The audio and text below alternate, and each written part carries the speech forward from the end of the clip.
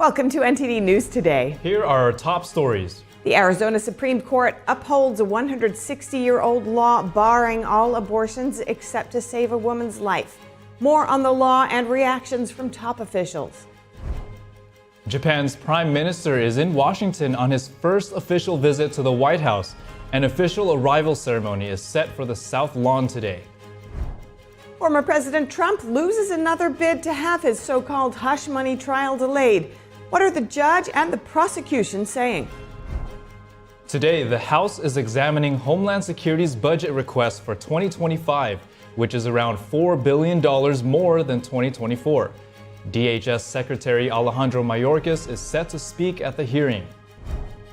Another Boeing whistleblower raises new concerns over company safety measures, and the FAA is investigating his allegations. What the whistleblower alleged.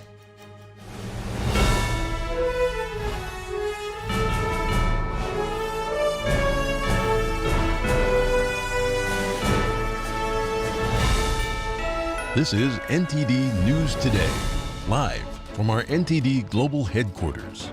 Here are Stephania Cox and Chris Beers. Hi, I'm David Lamb, sitting in for Chris Beers.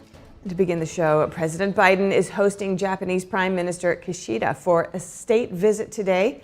The leaders are expected to discuss efforts to strengthen political, security, and economic ties between the U.S. and Japan. That includes changing the U.S. military force in Japan to improve how both countries' forces are integrated and creating a council to help co-produce defense weapons. The leaders are also expected to talk about space collaboration, as Japan has expressed interest in landing its first astronaut on the moon. Prime Minister Kishida's visit underscores the importance of the U.S.-Japan alliance, as both countries seek to counterbalance China's influence worldwide. And Arizona now has a near-total abortion ban. The state Supreme Court ruled yesterday the state must adhere to a 160-year-old abortion law. It bars all abortions except in cases when it is necessary to save a pregnant woman's life. NTD's Daniel Monahan has more on the ruling and the reactions of officials. I'm devastated by this decision. The ruling will make a Civil War-era abortion law enforceable in the state. The law can be traced to as early as 1864, before Arizona became a state, and was codified in 1901. It carries a prison sentence of 2 to 5 years for abortion providers, and it puts Arizona among states with the strictest abortion laws in the country. The state Supreme Court has delayed enforcement of the law for 14 days to give the plaintiffs an opportunity to pursue other challenges in a lower court. Arizona Governor Katie Hobbs called it a dark day in Arizona. It is really unconscionable that folks in Arizona now are going to have to go to Nevada, California, New Mexico, or Colorado to get the care that they need. White House Press Secretary Karine Jean-Pierre says the law fails to protect women even when their health is at risk. With today's decision, millions of Arizonians will soon face an even more extreme and dangerous abortion ban than they did before. President Biden issued a statement saying, "The ruling is a result of the extreme agenda of Republican elected officials who are committed to ripping away women's freedom." Former President Trump wrote on Truth Social today that it's Democrats who are extreme. He said they would allow abortions in the 7th, 8th, or 9th month, or allow the execution of a baby after birth, as Trump said was suggested by the former Democrat governor of Virginia. In a Monday video statement prior to the Arizona ruling, former President Trump said he is strongly in favor of exceptions for rape, incest, and the life of the mother. The Arizona abortion ban does not include exceptions for rape or incest. Conservative commentator Charlie Kirk wrote on X that getting rid of abortion is an irrefutable, necessary, moral good for society and Arizona. He said, "Praise God we get to be in the fight for the unborn during such a time as this." The 4-2 ruling stems from a case that was revived after the U.S. Supreme Court overturned Roe v. Wade. The court majority opinion in Arizona said, "Physicians are now on notice that all abortions, except those necessary to save a woman's life, are illegal." The case is the latest high-profile example of the battle over abortion access that has played out across several states since Roe v. Wade was overturned. Since that decision, nearly 24 states have banned or limited access to the procedure. Arizona voters will soon have a say on the matter. There will be a November ballot measure that would ask voters to enshrine abortion access in the state's constitution. Daniel Monahan, NTD News.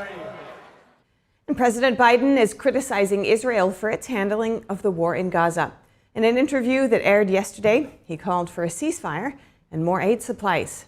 Biden said he thinks what Israel Prime Minister Netanyahu is doing is a mistake. The president says he doesn't agree with Netanyahu's approach. Senate leader Chuck Schumer also met with Israeli opposition leader Yair Lapid in Washington. That's after Schumer criticized Netanyahu in a floor speech last month and called for new elections in Israel. NTD's Jeremy Sandberg has more updates on the Israel-Hamas war. President Biden, in an interview with Univision that aired Tuesday, called Israel's prime minister's actions a mistake. The president says he thinks it's outrageous that drone strikes killed 7 aid workers in Gaza last week. So what I'm calling for is for the Israelis to just call for a ceasefire, allow for the next 6-8 weeks total access to all food and medicine going into the country. The Hamas-run Gaza Health Ministry says over 33,000 people have been killed in 6 months of war. The ministry does not differentiate between combatants and civilians. Meanwhile, Israeli Prime Minister Netanyahu vowed to complete the elimination of the terrorist group Hamas. Including in Rafah. No force in the world will stop us. The White House said Tuesday an in-person meeting of Israeli and U.S. officials on a planned operation in Rafah will take place in a couple of weeks. But again, those open line of communication, there's constant communications happening every day. National Security Advisor Jake Sullivan said although there's been an increase of aid into Gaza over the last couple days, it's not good enough. We would like to see more action following through on what the Prime Minister has announced publicly, and we'd like to see that over the course of the next few days. Senate leader Chuck Schumer met with Israeli opposition leader Yair Lapid in Washington after Lapid met with Secretary of State Antony Blinken on Monday. Lapid said a hostage ceasefire deal would be difficult, but doable. Blinken says Israel has not informed the U.S. of any specific date for an offensive push into Rafah. He says the administration is convinced that major military operations in the city would be extremely dangerous for civilians caught in harm's way. Jeremy Sandberg, NTD News. President Joe Biden and Japanese Prime Minister Fumio Kishida are set to announce the biggest upgrade to the United States-Japan alliance in more than 60 years, according to senior administration officials who spoke to the Epoch Times. What could this mean for stability in the region? Joining me now to discuss this is retired U.S. Marine Colonel Grant Newsham, who was the first U.S. Marine liaison officer to the Japan Ground Self-Defense Force. He's also a research fellow at the Japan Forum for Strategic Studies and author of When China Attacks. So this latest move is designed to counter China's power in the region. How does it work, and will it work in your view? Well, the U.S. and the Japanese already have a very strong relationship, and it goes back decades. But when it comes to actual military capabilities, it has never been integrated the way that it ought to be. It pretty much operates in parallel. For example, there's no headquarters in Japan where the American and Japanese forces get together and plan and conduct and carry out the activities necessary to defend Japan and the surrounding areas. There isn't a place. So it's hard to see exactly what's going to come out of this meeting with Mr. Biden and Mr. Kishida that actually has a real concrete operational benefits or improvements. They're talking about sending a 4-star general to run the headquarters of U.S. forces in Japan and maybe giving him a little more authority, but ultimately he doesn't seem to have the ability to conduct operations, to order forces around. So there's still this gap between U.S. and Japanese capabilities in terms of operating together. And that is something which would create a lot of deterrence if you could get that, if you would combine U.S. and Japanese forces effectively. So it remains to be seen what's going to come of this meeting today or tomorrow, but I'm not confident. And what do you think it would take to isolate China? Oh, you certainly need a very solidly linked U.S. and Japanese military. Both of their forces together, that would do a lot. If you could bring in other countries, Korea, Australia, Philippines as well, even Taiwanese forces tied in there. That's something China would not like. They don't like it when they're enemies, and that's the word they use when they get together to defend themselves. So the more you can integrate friendly forces in the region, the more deterrent effect that will have. Okay, are there any risks as far as what you can see to this kind of isolation strategy? No, I really don't. I think what we've tried for goodness 30, 40 years now is a very accommodating strategy, giving China everything it wants, never criticizing them for anything they have done. And now we finally stood up to ourselves. But you can see how the old approach worked, which was not very well at all. So this is a step in the right direction, but you need to see some concrete improvements. And I'm not sure we're going to get them this week. I hope to be surprised. What signs would point to substantive progress on this? Well, in order that the forces of the US and Japan are going to create a headquarters in Japan where they really integrate their forces, where they do the planning, the training, the exercises necessary to bring the two forces together so they operate like a team, as I said, rather than in peril. That would be a good start. And also some joint planning to conduct, if necessary, real-world combat operations, and even just joint planning for so-called peacetime operations. That would be a good thing as well. Many people are surprised they don't already do that. Well, they don't. And this threat from China has been building for a long time. Does this new kind of isolation approach signal a shift in your view in terms of the Biden administration's approach to China? Oh, yes. But the Biden administration has sort of tried to have it both ways. It's tried to continue and enhance engagement with the Chinese communists, thinking there's some sort of deal to be cut through dialogue. And it has done some things to try and sort of improve the military position in Asia. It hasn't done enough, but some good things it's done is bring the Koreans in, South Koreans in with the Japanese. It's done more with the Philippines. Our continued progress made under the Trump administration has tried to reach out to Australia. And so it's trying, but at the same time, it's trying to do two contradictory things. You either stand up for yourself and your friends, or else you don't. And when you're talking to the Chinese thinking you're going to cut a deal, well, you're not going to have any success. All right. Colonel Grant Newsham, thank you so much. Always great to speak with you. Thank you. Glad to be here. The director of the FBI says foreign adversaries and terrorist groups are stepping up efforts to target the United States. Christopher Wray yesterday told a gathering of the American Bar Association that China is the defining threat of our generation. FBI Director Christopher Wray warned that America's enemies were using covert tactics to target cyber operations and security in a manner he described as mafia-like. In the wake of Hamas's attack on Israel on October 7th, Wray said foreign terrorists, including ISIS and al-Qaeda, have renewed calls for attacks against Jewish communities in the U.S. and across the West. Wray said the FBI is working to prevent a coordinated attack from terrorist groups. He also said that Russia presented a real threat by targeting underwater cables that facilitate global communications. Since the invasion of Ukraine, he said Russia has conducted reconnaissance on the U.S. energy sector. But the biggest threat, according to Wray, comes from China. He said the ruling Chinese Communist Party is, quote, throwing the whole government at undermining the security and economy of the rule of law world. According to Wray, China's cyber program is larger than that of every other major nation, outnumbering the U.S. by 50-1. Wray said the CCP often uses espionage, foreign influence, and election interference in tandem, and that American businesses are a prime target. Wray denounced efforts to cut the FBI budget, saying, quote, China ain't cutting their budget. Last month, House Republicans supported cutting hundreds of millions of dollars from the FBI budget. Wray said cutting the budget would help criminals, child predators, and cartels, and ultimately hurt the American people. He also threw his weight behind Section 702 of the Foreign Intelligence Surveillance Act.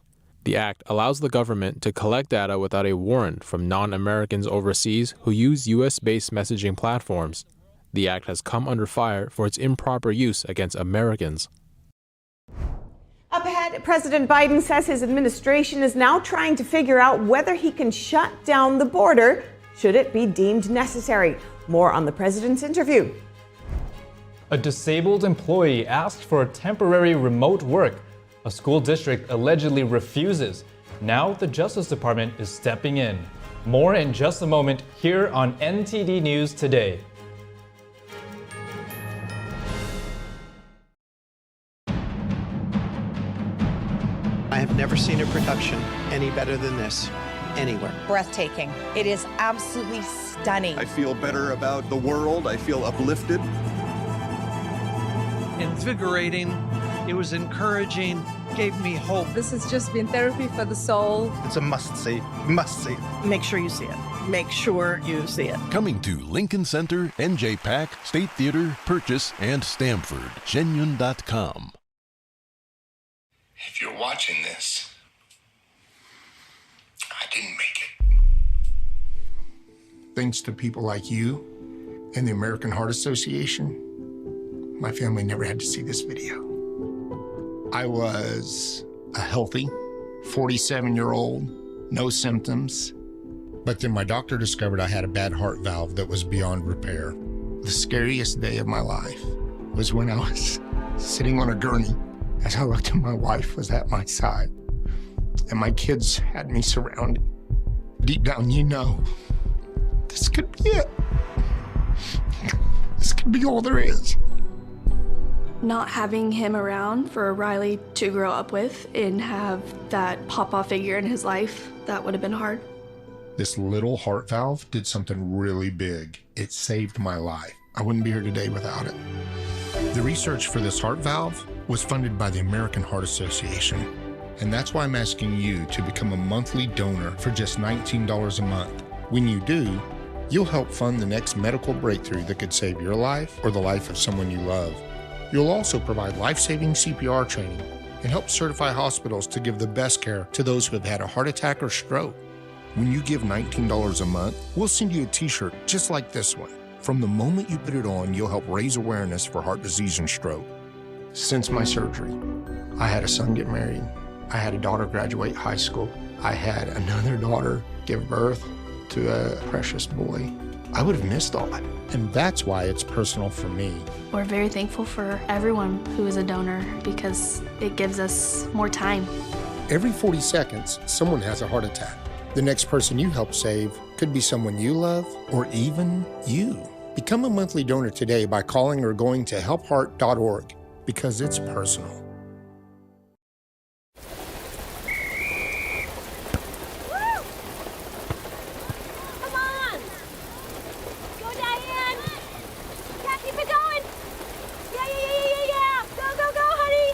If you love them enough to drive an hour to cheer them on as they get beat 11-0 in the rain, then surely you'll check nhtsa.gov/the-right-seat to make sure they're correctly buckled in the back seat. Throw that ball, Diane! Woo! You got this!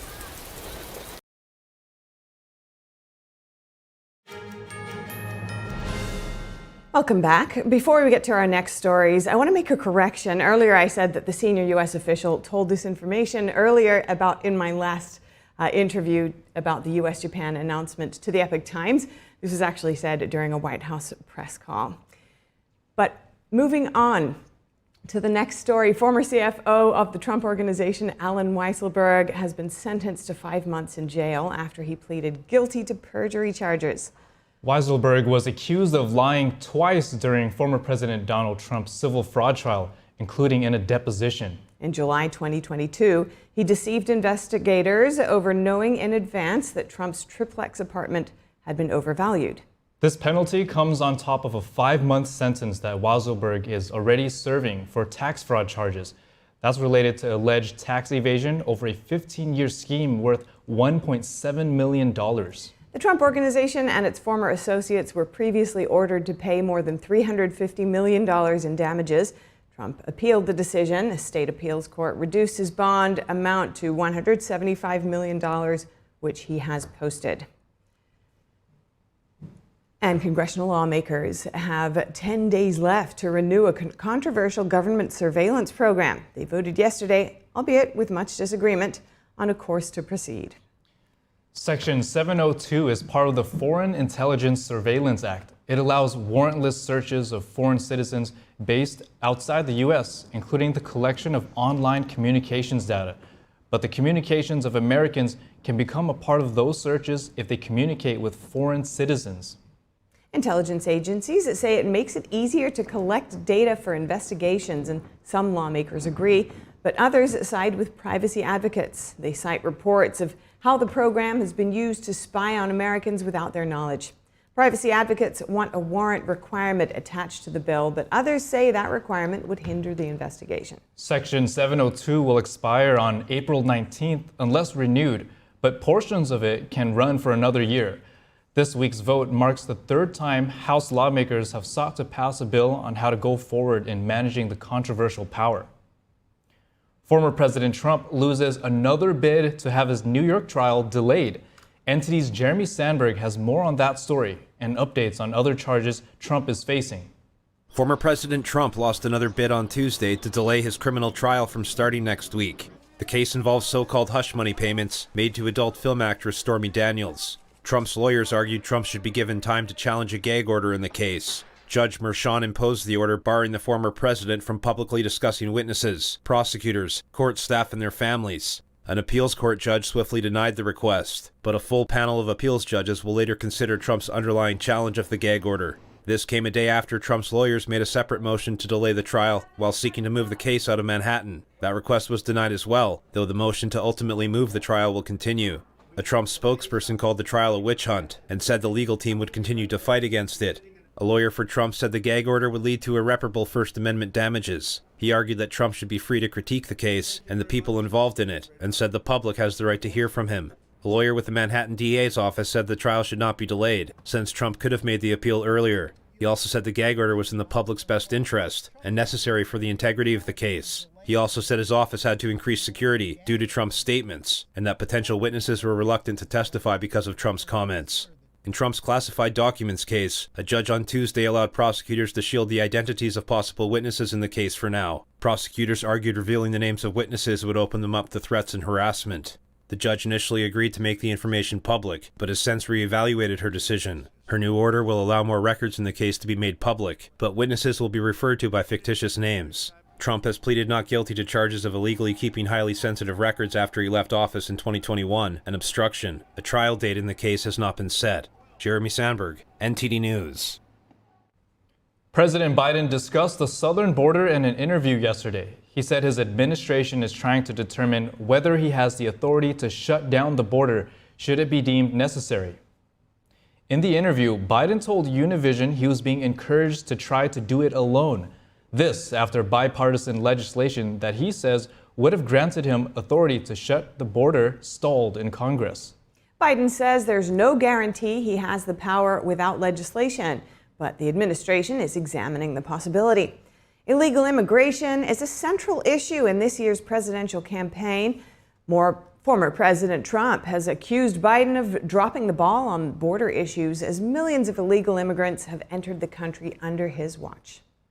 The Justice Department is suing West Memphis School District for denying an employee's request for remote work. They say the refusal violated the Americans with Disabilities Act. The lawsuit filed yesterday accuses the district of denying the request of a science curriculum specialist with a disability for temporary telework. This to avoid damage to her health. The Justice Department says the district denied the request without discussing possible alternatives and said the employee was forced to resign as a result. An Assistant Attorney General emphasized the importance of telework for people with disabilities and employers' obligations to accommodate them. The case stems from a referral by the Equal Employment Opportunity Commission. The FAA is investigating new safety allegations involving Boeing Dreamliners. Those are different from 3 other Boeing models that suffered mid-air incidents this year. A whistleblower alleges some Dreamliners could have manufacturing flaws. He says they could prove catastrophic. Take a listen. I am hopeful that the FAA will not allow this to go unanswered. A Boeing whistleblower is speaking out after the FAA announced a probe into some of the company's wide-body planes yesterday. Boeing engineer Sam Salahpour alleges 777 jets could have damaged parts. I literally saw people jumping on the pieces of the airplane to get them to align. He also says 787s could have improperly closed gaps in their bodies. He says airlines might not know to check for related hazards. Salapor's attorney alleges he faced retaliation from Boeing before filing a complaint with the FAA in January. He was threatened with physical violence. He was threatened with termination. Boeing disputes the 787 allegations. It says it worked with the FAA to ensure the issues don't cause safety concerns. The whistleblower allegations come as Boeing is reeling from recent mid-flight scares. They include a 737-800 engine cover falling off Sunday, a 757-200 suffering wing damage in February, and a 737 MAX 9 losing a door plug in January. I'm doing this not because I want Boeing to fail, but because I want it to succeed and prevent crashes from happening. A Senate subcommittee is holding a hearing about the concerns with Boeing next week. The company has yet to comment on the whistleblower allegations about its 777 jets. Coming up, we'll take a look at Homeland Security's budget request for 2025, which is around $4 billion more than last year's. That and more when we return with NTD News Today. My dad's name was David. He always talked about getting life insurance, and now it's too late. No one was expecting my husband Dave to suffer from a heart attack. We didn't have life insurance. We thought we had more time. Don't be Dave, and don't wait until it's too late to get the life insurance coverage you need. And if you don't have enough insurance to cover funeral costs, credit card debt, and other expenses, your family is going to get stuck with the bill. Call now to get affordable life insurance. Just call 800-494-1562. If you're over 50, you can't be turned down for this insurance, regardless of your health. Plus, there's no medical exam, no health questions. Your rate will never go up. Your coverage will never go down. And rates start as low as $5 a week. Remember, don't be Dave. Call now. Call now. 800-494-1562. Stay tuned to get 2 rolls of alien tape free. You wouldn't stick your mother-in-law on the wall, but you could with alien tape. It just sticks. Just peel and stick to make anything stay in place quick. Brick, pavers, marble, tile, plastic, even leather. Nothing works better than alien tape. You wouldn't stick your fishbowl on a moving car, but you could with alien tape. The secret is nano-stick technology that grabs and locks on to secure one side of the surface to the other. Alien tape secures in seconds, then twist, pull, and rinse to reuse. Call or go online to get your first roll of alien tape for just $19.99, plus shipping and processing. But to make this deal really stick, we'll give you 2 more rolls absolutely free. You get 3 rolls of alien tape for one low price. Order now. To order, call 1-800-490-1364 or go to tryalientape.com. So call 1-800-490-1364 or order online at tryalientape.com. When I drink it, the first thing was I feel the warmth in my tummy. It's kind of like gently radiating out, a kind of a very comforting warmth. And it was really good, actually. I felt much better. I did feel actually an effect, and I find that it is actually better when I take it regularly. It's actually steamed and dried 9 times, and so it's really, the essence is really extracted. Then the second time I tried it really like on an empty stomach and just 2 teaspoons of it, and over a few times. And wow, there was a big difference, because suddenly I could feel I was very good energized. I didn't have to eat. I could work outside in the garden for a couple of hours, and I still felt very well. And I was impressed by that. So I think it's a good product.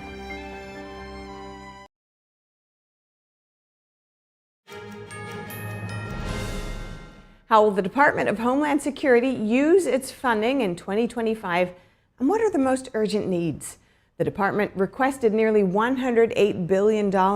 Today, the House Appropriations Subcommittee is taking a look at the 2025 budget for the DHS. Of which $62.2 billion is for discretionary spending. Secretary of Homeland Security Alejandro Mayorkas says upcoming funding will provide resources to continue securing the homeland as well as the southwest border. Let's tune in live right now. And those are just the ones we caught. How many more are there in the 1.7 million gotaways that we've had over the last 3 years? Last year, as I mentioned earlier, we deported 142,580 people. But more than that have crossed the border every month for the last 36 months. We have 6.1 million. Listen to this number, people. 6.1 million people in the interior of this country on the non-detained docket. Almost double what it was in 2020. Of those, roughly 13%, 1.2 million of them have orders for removal, Mr. Secretary. Why haven't you removed those 1.2 million? You said you deported 630,000. No, you didn't. They've exhausted their due process. They've been told they have to get out. They've got orders to leave this country, and you let them stay. Migrants in cities across America are waiting to get an appointment in an ICE office. These are the ones that are on the non-detained list. They're waiting years. And despite all the evidence of this crisis, at every single turn, this administration has undermined our safety and our security. You halted the wall construction. You ended migration protection protocols. You've created this mass parole program, and you're making inadequate requests for detention space. This administration's failure is making our communities less safe. We have people crossing the border without identification. We don't know who they are. I've talked to you about this before, about the improper vetting that is going on. And your default policy seems to be to just let them in. We can't figure out who they are. We don't know who they are for sure because they're not in any database. Come on in.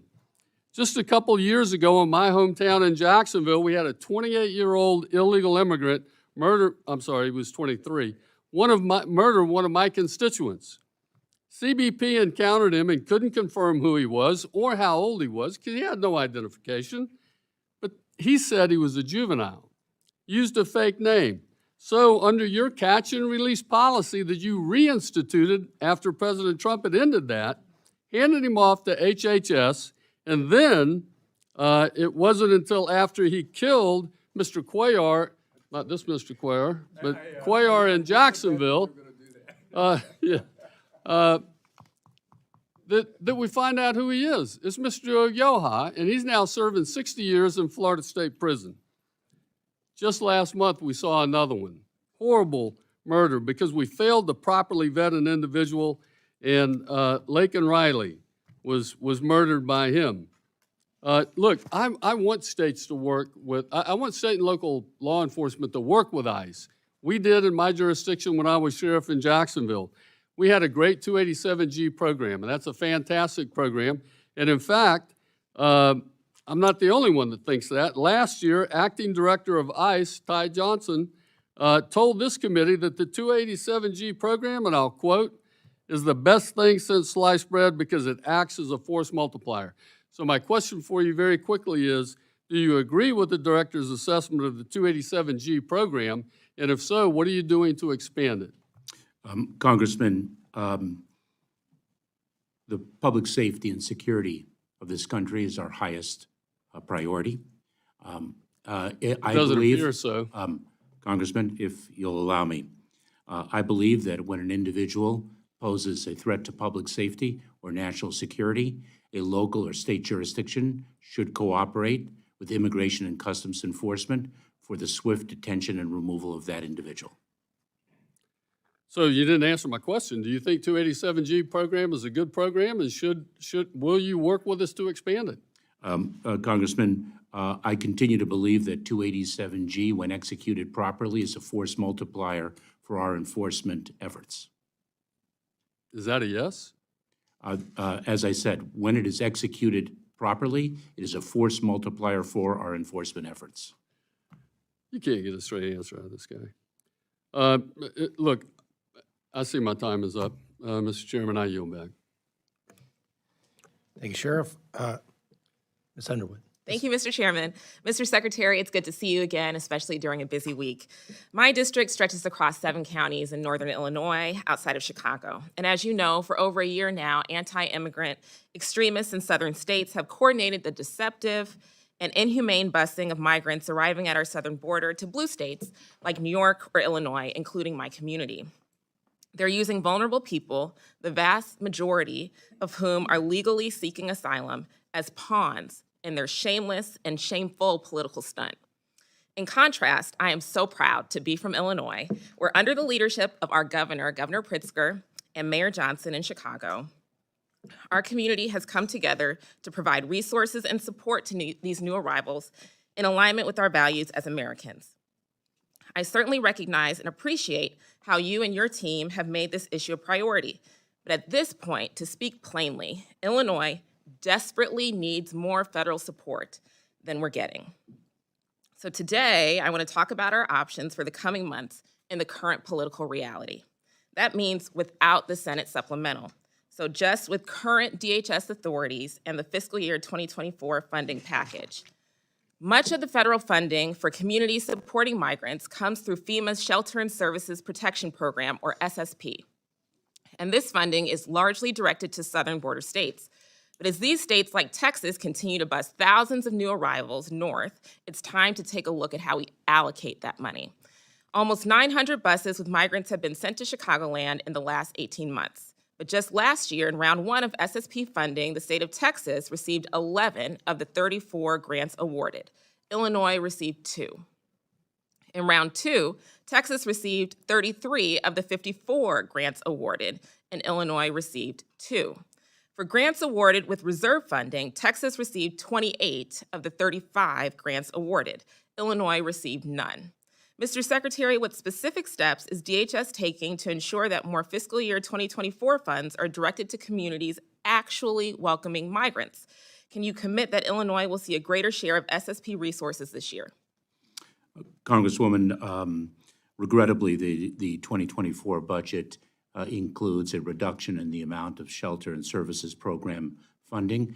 We are put in a difficult position of allocating insufficient resources as between cities in the interior of the United States that actually receive the individuals who are in immigration enforcement proceedings and the border communities that initially encounter them. We are working through that allocation right now to distribute the 2024 funds, at least in the first tranche. And allow me to assure you, Congresswoman, that we are working very closely with the jurisdictions both in the interior and at the border to increase and maximize the effectiveness of the allocations. Yes, sir. Southern border states will likely always need some dedicated support, but it seems contradictory for a state receiving such a large portion of the funding dedicated to sheltering and providing services for migrants, and then to bus those migrants to other states as soon as they arrive. Furthermore, the total SSP funding and the bipartisan 2024 funding package fell short, as you mentioned, so we need to get creative about more solutions. So what other tools are you thinking about utilizing in order to increase the support that DHS can provide to Illinois communities experiencing migrant busing this year? And then can USCIS surge personnel to improve processing times for work authorizations, for example, or take any other steps to address those types of delays? And can DHS access any emergency funding or work with other agencies like HHS or DOD to unlock resources? Congresswoman, a few points. First and most fundamentally, it is our hope that public officials will actually coordinate, communicate, and collaborate with other public officials to ensure that the interests of the nation are properly served and that chaos is not deliberately sowed. Number one. Number two, we have deployed teams to some of the interior cities to ensure that our expertise in the processing of individuals and understanding their eligibility for certain benefits is fully realized, and we have dispatched a team to Chicago, Illinois for that purpose. So we are working very closely across the administration and with the cities to address the challenges before us. And with those teams, do they include, again, personnel across the interagency, including USCIS, to be able to increase processing, to access funds from other departments, et cetera. If not, please consider taking those steps as we move forward, particularly in this moment where we have to use more creative strategies because, as you know, sir, hope is not a solution and it's certainly not a policy. And we know that some of these extremists in the southern states are not going to change their behavior, particularly as we approach the fall. Mr. Chairman, I yield back. Thank you. Now recognize Ms. Stinson. Thank you, Mr. Chairman, and thank you, Ranking Member Cuellar, for holding this hearing today. Mr. Secretary, thank you for appearing before us. You state in your testimony that the President's budget request prioritizes staying ahead of diverse and complex threats facing the homeland and highlights your, quote, unwavering dedication to protecting the security of the American people. And the President's budget also states that strengthening border security and providing safe and lawful pathways for migration remain top priorities for the administration. I want to build on something one of my colleagues asked, Mr. Secretary. How many gotaways have there been since President Biden took office? Congresswoman, I will provide that data to you. I don't have the number. He said it, 1.7 million gotaways. So you and the Biden administration over the past few years have reversed the secure policies that were working. You stopped the border wall construction, expanded parole, allowed for millions of individuals, as we've heard, including known and suspected terrorists, cartel members, unforgivable levels of fentanyl and illicit drugs and substances into our country. These 1.7 million individuals came into our country in neither a safe nor lawful way. Yet again, you sit before this committee and ask for out-of-touch priorities again and refuse to take accountability for the total failure that you have allowed for at the southern border. So again, I want to build on something one of my colleagues said. Why would you raise, when we raise the detention bed capacity for ICE to 41,500, would you request bringing that number down to 34,000?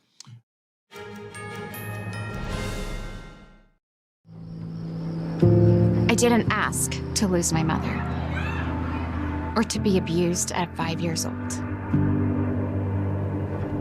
I didn't ask to be kicked out of my house with nowhere to go. I didn't ask for any of this.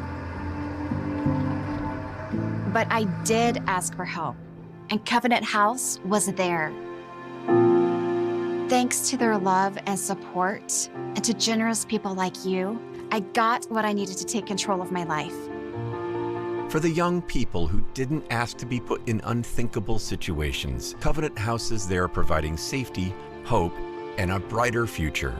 Call or go online now. For a gift of only $19 a month, just 63 cents a day, you can provide hot meals, safe shelter, medical care, and love to more than 2,000 young people who sleep at a Covenant House every night. 1 in 10 young adults will experience homelessness this year.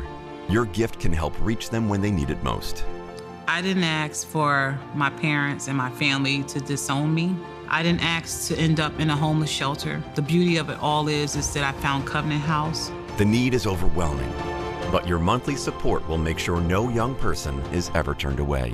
Call or go online right now to safeplacetosleep.org with your gift of just $19 a month. With your monthly donation, you'll receive this soft, comforting blanket as a reminder of the warmth and safety your gift will provide a young person tonight. Covenant House really helped me and really helped mold me into the woman I am today. If there's no Covenant House, where would I be today? Your monthly gift is urgently needed to reach young people in communities like yours who didn't ask to be put in unthinkable situations. Show them they're loved and not alone. Call the number on your screen or go online to safeplacetosleep.org. According to Marx, everything must be seen through the lens of oppressor and oppressed. Our property rights have continued to get weaker. The threat of these takings is no longer just for public use, but also for better use. This means that the government can force the exchange of property from one private citizen to another private citizen. This is nowhere near the Founding Fathers' intentions. We now have a record share of Americans that have never been married, I being one of them. In fact, the median age of a first marriage has never been higher. Now you may be thinking this is only affecting single adults. Well, not exactly. According to Pew Research, 1 in 4 parents living with their child are unmarried. And let's take a look at how many children are currently living with either one parent or no parent.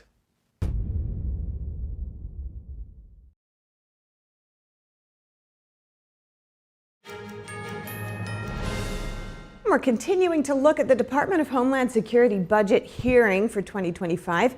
The department requested nearly $108 billion. What do they plan on using it for? $62.2 billion is for discretionary spending. Let's tune back into the House Appropriations Subcommittee live. Country's history. And I want to start by thanking the Department of Homeland Security, the Federal Emergency Management Agency, FEMA, you personally, as well as Administrator Criswell, Mr. Fenton, and your entire team for the response on Maui, which has been a tremendous response.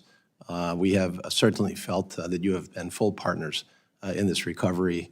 I have Mayor Bisson actually from Maui in the room here, and he wanted me to express his personal appreciation to you as well.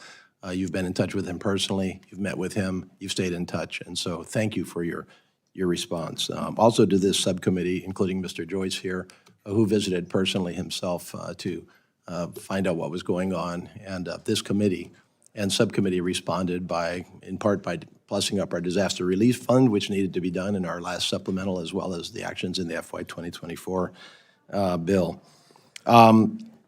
Aside from, I think, many positive areas of progress, the one that is the missing piece is housing, as you well know.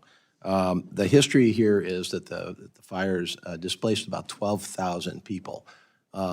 4,000 of them went into some other form of housing, very unsatisfactory right away, and 8,000 went into hotel rooms themselves. Of that 8,000, we have still today about 2,800 individuals, about 1,100 families. They clearly don't want to be in those hotels anymore, and neither does FEMA. You want to move them out of those hotels. And yet, the very unique circumstances of the Maui housing market make it very difficult for you to follow your kind of standard approach. FEMA has made choices in the past between rehousing and rebuilding. You've chosen rehousing on Maui, and I understand that, but that's not going to be all of the solution here. You actually do need some form of rebuilding to pull this off over time. It's not going to really do the job. The federal delegation, the Hawaii delegation, the state of Hawaii, Mr. Bisson and the county have all asked FEMA to come off of the rehousing exclusively solution here and instead move to the actual construction of at least some temporary transitional housing on land that the state of Hawaii is making available to you to do that. Either the actual housing itself, which would be transitional, or at least the infrastructure for that housing so that other people can take care of it and put in about 1,000 units that are desperately needed to cover a gap in the housing availability. And that gap is caused not only by the shortage of housing on Maui in general, but by the fact that there are many people that are being housed in hotels and otherwise that are not eligible for FEMA housing right now. They've been disqualified for many reasons. And so there's two solutions here. The rehousing exclusively is not going to work. The rebuilding has to happen in some way, shape, or form. Some combination of rebuilding, transitional housing, and or the exercise of your waiver authority to allow the people that are being disqualified from rehousing to actually get into that rehousing market. I think this would be good all around. You certainly are spending a heck of a lot of money that you don't need to be spending on some of these housing options that you've pursued in a very tight market. So what can you tell us about your thoughts in terms of the Maui wildfire overall? And again, I say this in the context of sincere appreciation for your efforts. Congressman, thank you very much for recognizing the extraordinary work of FEMA in close partnership with state and local officials. You correctly described the housing challenge following the tragic fires as extremely complex and difficult, and we are looking at all our options and also are eager to work with Congress to assess what additional authorities FEMA might need.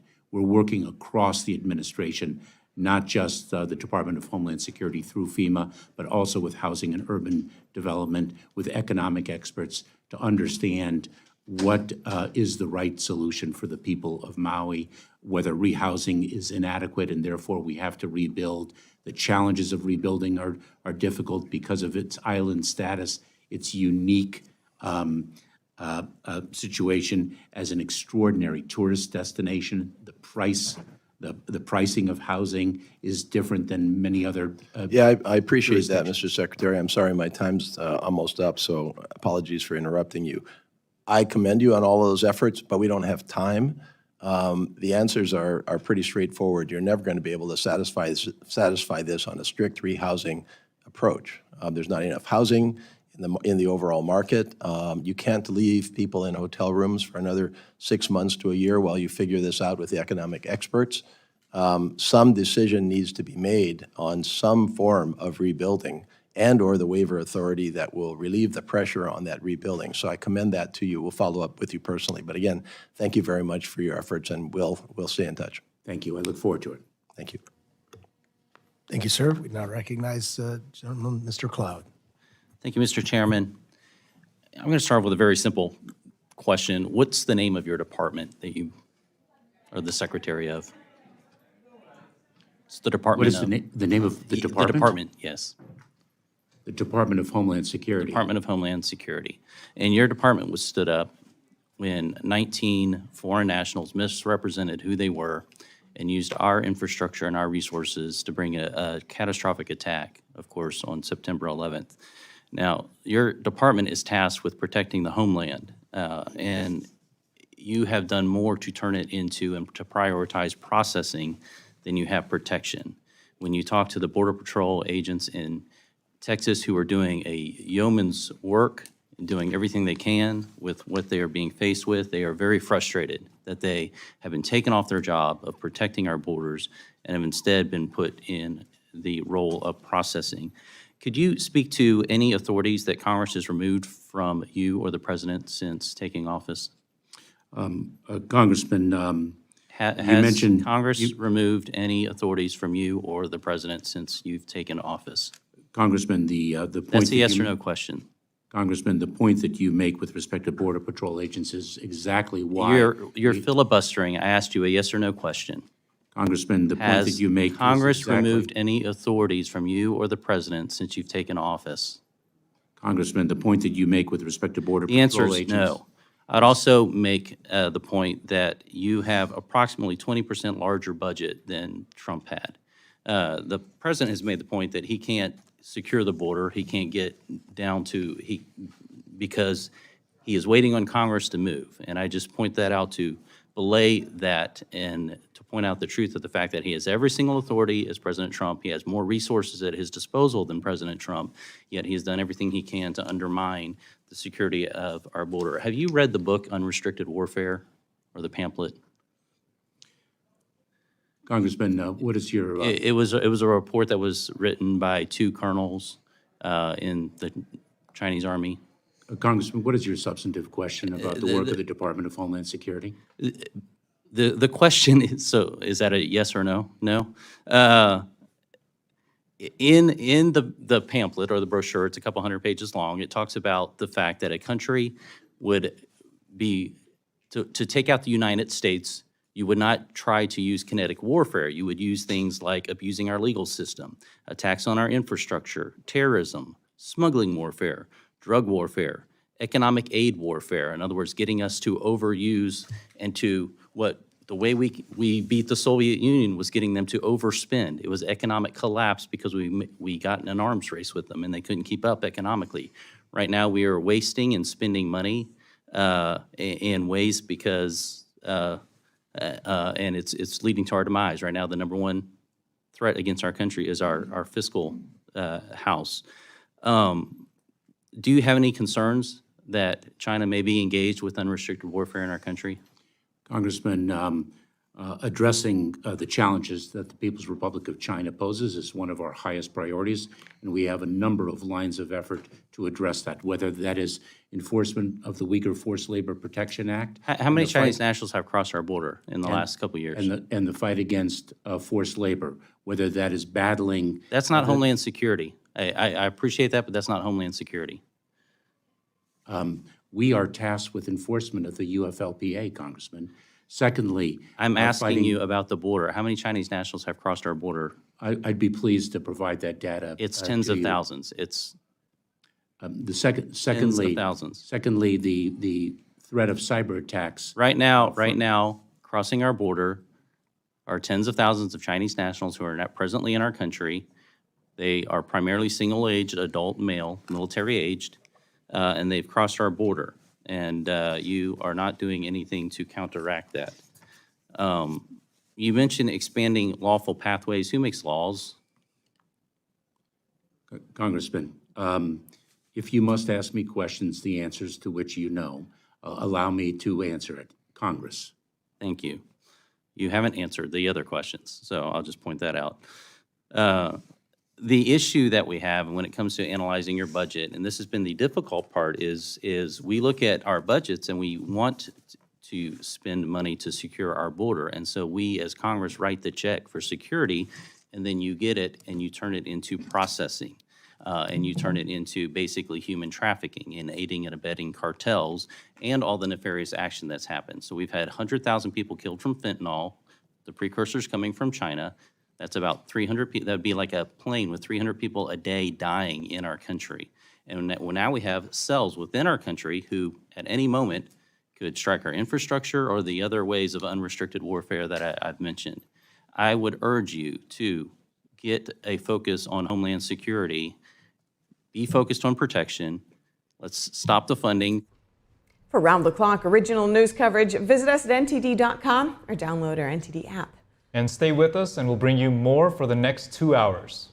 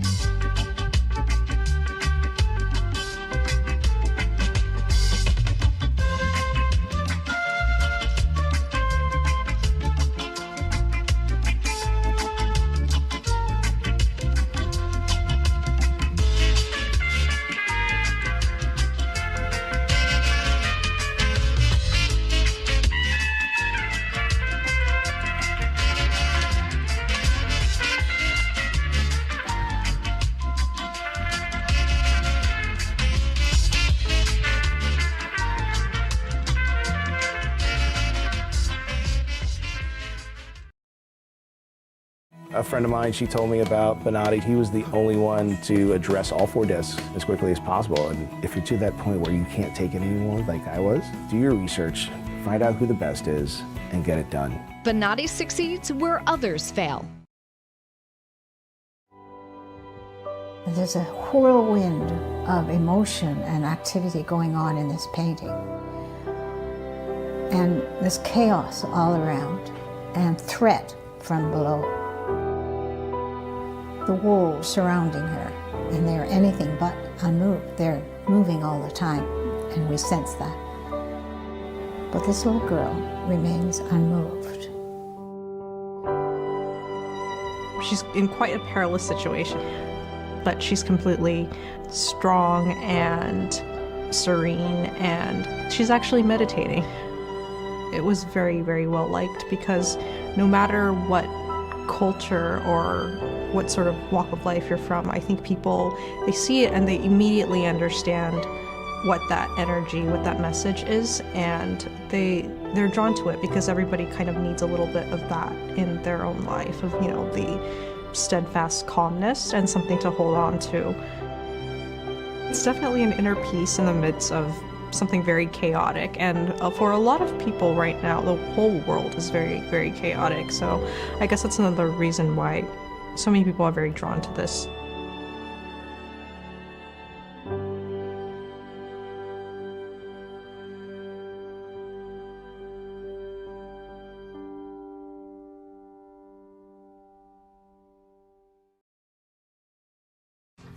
Adopting you was the best decision in our life. And I'm so proud to call you my son.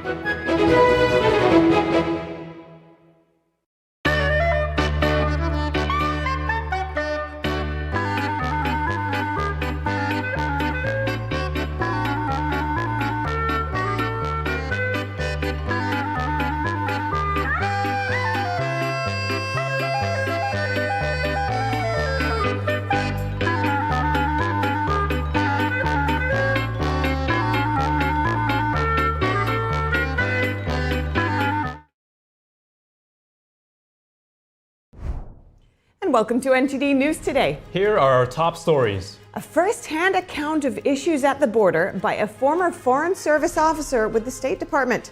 What's often overlooked about illegal immigration, and how big is the national security threat? President Biden welcomes Japanese Prime Minister Fumio Kishida at the White House. What's on the agenda for the historic state visit? A new poll says Latino voters increasingly support former President Trump. What else the poll found about the Biden-Trump rematch? Senator Ted Cruz in the hot seat over podcast ad revenue allegedly sent to a political action committee. More on a campaign finance complaint. The United Nations continues to play a major role on the international stage, but who's running the show? Lawmakers in the House of Representatives say the Chinese Communist Party has outsized influence and that it's getting worse. And an expert panel zooming in on China's disinformation campaign targeting Taiwan. With the U.S. 2024 election just around the corner, what can America learn from the democratic island?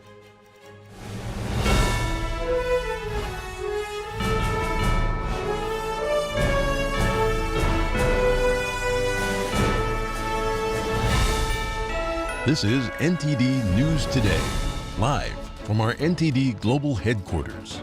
Here are Stephania Cox and Chris Beers. Hi, I'm David Lam, sitting in for Chris Beers. To begin the show, President Biden is hosting Japanese Prime Minister Kishida for a state visit today. The leaders are expected to discuss efforts to strengthen political, security, and economic ties and address joint defense cooperation against China. The summit includes a closed-door meeting, joint news conference, and state dinner. It also includes plans for joint military equipment development and collaboration on space missions, as Japan has expressed interest in landing its first astronaut on the moon. The visit aims to counter China's attempts to isolate Japan and the Philippines. Kishida will also address the U.S. Congress, making him the second Japanese leader to do so. One controversy is overshadowing the visit: a planned acquisition of U.S. steel by Japan's Nippon Steel. Both President Biden and former President Trump criticized the deal. President Biden discussed the southern border in an interview yesterday. He said his administration is trying to determine whether he has the authority to shut down the border should it be deemed necessary. In the interview, Biden told Univision he was being encouraged to try to do it alone. This after bipartisan legislation that he says would have granted him authority to shut the border stalled in Congress. Biden says there's no guarantee he has the power without legislation, but the administration is examining the possibility. Illegal immigration is a central issue in this year's presidential campaign. Former President Trump has accused Biden of dropping the ball on the border issues, as millions of illegal immigrants have entered the country under his watch. A new poll shows Latino voters increasingly supporting former President Trump. He's close to President Biden in overall support and ahead of him on key issues. An Axios Ipsos poll released yesterday published the new numbers. It found 31% of Latinos who intend to vote say they'd vote for Biden. 28% say they'd vote for Trump. And Trump is ahead of Biden among Latinos in the top three major issues: the economy, crime, and immigration. Biden, meanwhile, leads on issues that don't seem to be top of mind for this demographic, namely the health of American democracy and abortion. And Health and Human Services Secretary Javier Becerra could reportedly step down following the November election. This to mount a run for California governor in 2026. The report yesterday comes from Politico, citing unnamed sources. It says Becerra and his supporters have been talking more seriously lately about his plans. The Health and Human Services Secretary has reportedly set aside over $1.5 million for a possible run for governor. Becerra talked about health care at an event in San Francisco yesterday. He mentioned that he misses California. Someone at the event shouted "governor" to him, to which he reportedly smiled. When asked about plans to run for governor, Becerra didn't give a clear answer. He said he has to focus on his current job as Secretary of Health and Human Services. And staying in California, if you can't make it down to the border yourself, you might be wondering if you're getting the full story. Next, we'll hear from Simon Hankinson, a former Foreign Service officer with the State Department and a senior research fellow in the Heritage Foundation's Border Security and Immigration Center. He recently visited San Diego County, where the U.S.-Mexico border wall runs right into the Pacific Ocean. And he says that the situation there is a microcosm of border issues across the country. Simon, I see you here. Welcome. To begin with, please paint the picture for us. What did you see at the border? Well, what I saw was what I've seen in 5 visits so far to the northern border, to McAllen, Texas, to Del Rio and Eagle Pass, Texas, to Yuma, Arizona, and finally to San Diego County, where the border wall actually goes into the Pacific Ocean between Tijuana, Mexico, and Imperial Beach, California. It's an endless stream of people from 160 countries crossing every single day in numbers in the thousands into the United States illegally, being arrested, I put that in air quotes, by the Border Patrol, processed, and the vast, when I say processed, fingerprints, basic information gathered, no criminal check back home, and then the vast majority of them, 85%, according to the Homeland Security Secretary, released into the United States. It's just mind-blowing. Yeah. So based on what you've seen, what do you think is missing from the public discourse on the border? I don't think Americans really understand what's happening. It is the prerogative of Congress under the Constitution to regulate immigration. And we can debate the numbers. We can debate who should come, whether they should be skills-based or family-based, and how many, and how long they get to stay. And all of those things are up for debate. And then Congress passes laws, and the executive swears an oath to carry out those laws and obey the Constitution. But under the Biden administration, all that has been thrown out the window. The rule book has been ripped up. The president is paroling in hundreds of thousands of people in direct contravention of both the law and the intent of the law. And they are, instead of detaining, as the law requires, they are releasing absolutely staggering amounts of people, into the millions, into the United States in theoretical proceedings, which will probably never end up with them actually being deported or given asylum. In your estimation, what's the biggest risk to the nation with this unprecedented situation? Well, you know, the biggest risk, if perhaps the lowest in percentage chances, is of a terrorist attack. Much more credible and happening almost every day. If you read the news carefully from not always the mainstream news sites, is crime, preventable crimes, murders, rapes, DWIs, robberies, shoplifting, all of it happening caused by people who have no legal right to be in the United States. And then there's another sort of longer term risk that I think all of us are starting to feel, which is the lowering of quality of our educational system as people are pumped into it who have to really be taken care of to a much greater extent than American citizen children. The hospitals that are overwhelmed, not just the one in Yuma that's $26 million in the hole, but hospitals in cities like Chicago and New York and Los Angeles and on. And all of the social services that are being strained beyond the breaking point in cities and towns all across the United States. So you've seen all of this up close. Many people are still, at a distance from these issues. What can people do, though, if they're concerned about this issue? Well, we still live in a democracy. I think people need to inform themselves, whatever their starting point is on immigration. We all have our views. You should look for yourself, see the facts for yourself, and if you think that the policies of this administration or your congressman or woman or senator are out of whack with what you believe is in the best interest of this country, then let them know. This is the only way things are going to change. Right now, I've been pretty amazed at the way in which this issue is swept under the rug. I always appreciate your coverage of immigration, but somehow we're pretending that if we don't cover it in the news, then it's not happening. And I think people just need to be informed so that they can make informed choices. Even if they support open borders, which I sure don't, they should understand what they're supporting rather than just pretending it's not happening.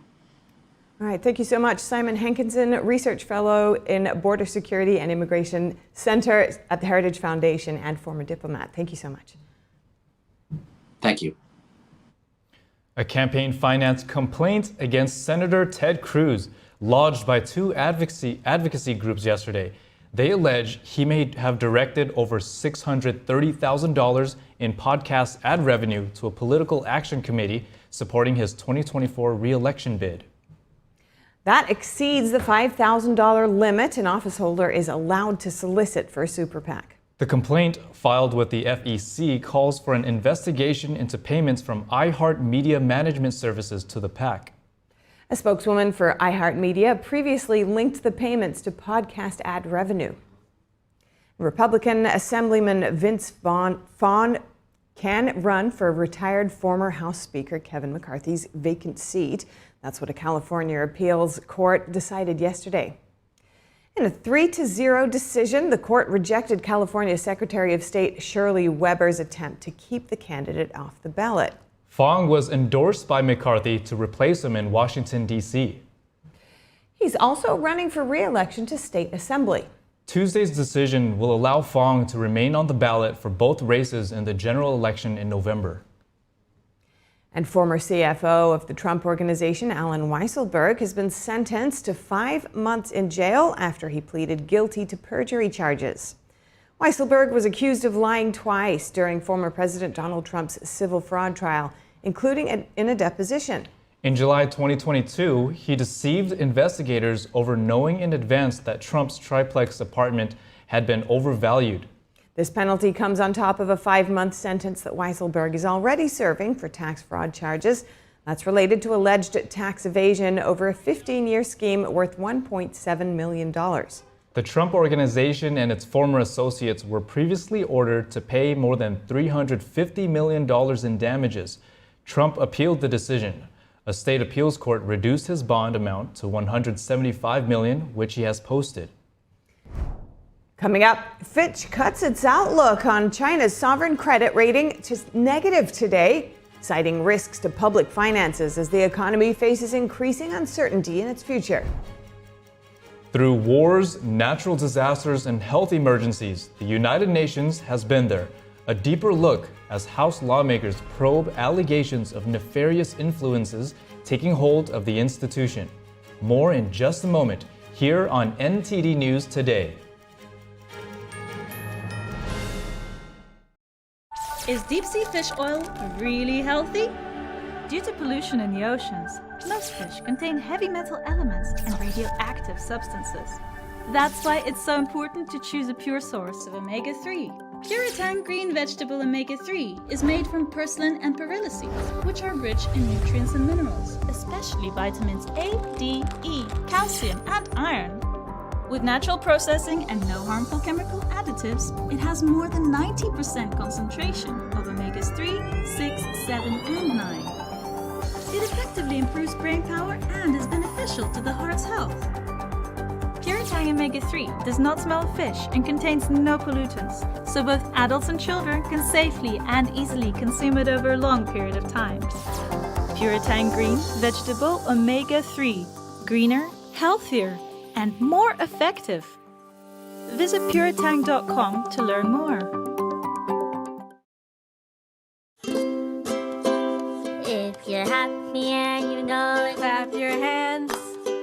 If you're happy and you know it, ride your bike. If you're happy and you know it, then your face will surely show it. If you're happy and you know it, smile big and bright. Thousands of kids just like me are happy every day. And it's all because of generous people like you who support Shriners Hospitals for Children every month. All you have to do is call the number on your screen or go online to loveshriners.org right now with your monthly gift. Because of people like you, Shriners Hospitals for Children is able to make an everyday miracle happen for kids like me. If you're happy and you know it, dance around. If you're happy and you know it, play a song. If you're happy and you know it, then your face will surely show it. If you're happy and you know it, take a shot. And when you call or go online right now to donate $19 a month or more, we'll send you this adorable Love to the Rescue blanket as a thank you and a reminder of all the smiles you're bringing to kids' faces every day. Will today be the day you send your love to the rescue? When you call the number on your screen right now and give as little as $19 a month, just 63 cents a day, you'll be making a life-changing difference for a child, just like Sarah. Your monthly gift today could change your life forever. Because of you. We are happy and we know it. Thank you. Thank you. Thank you. Thank you. Please call or go online right now to give. If operators are busy, please wait patiently or go to loveshriners.org right away.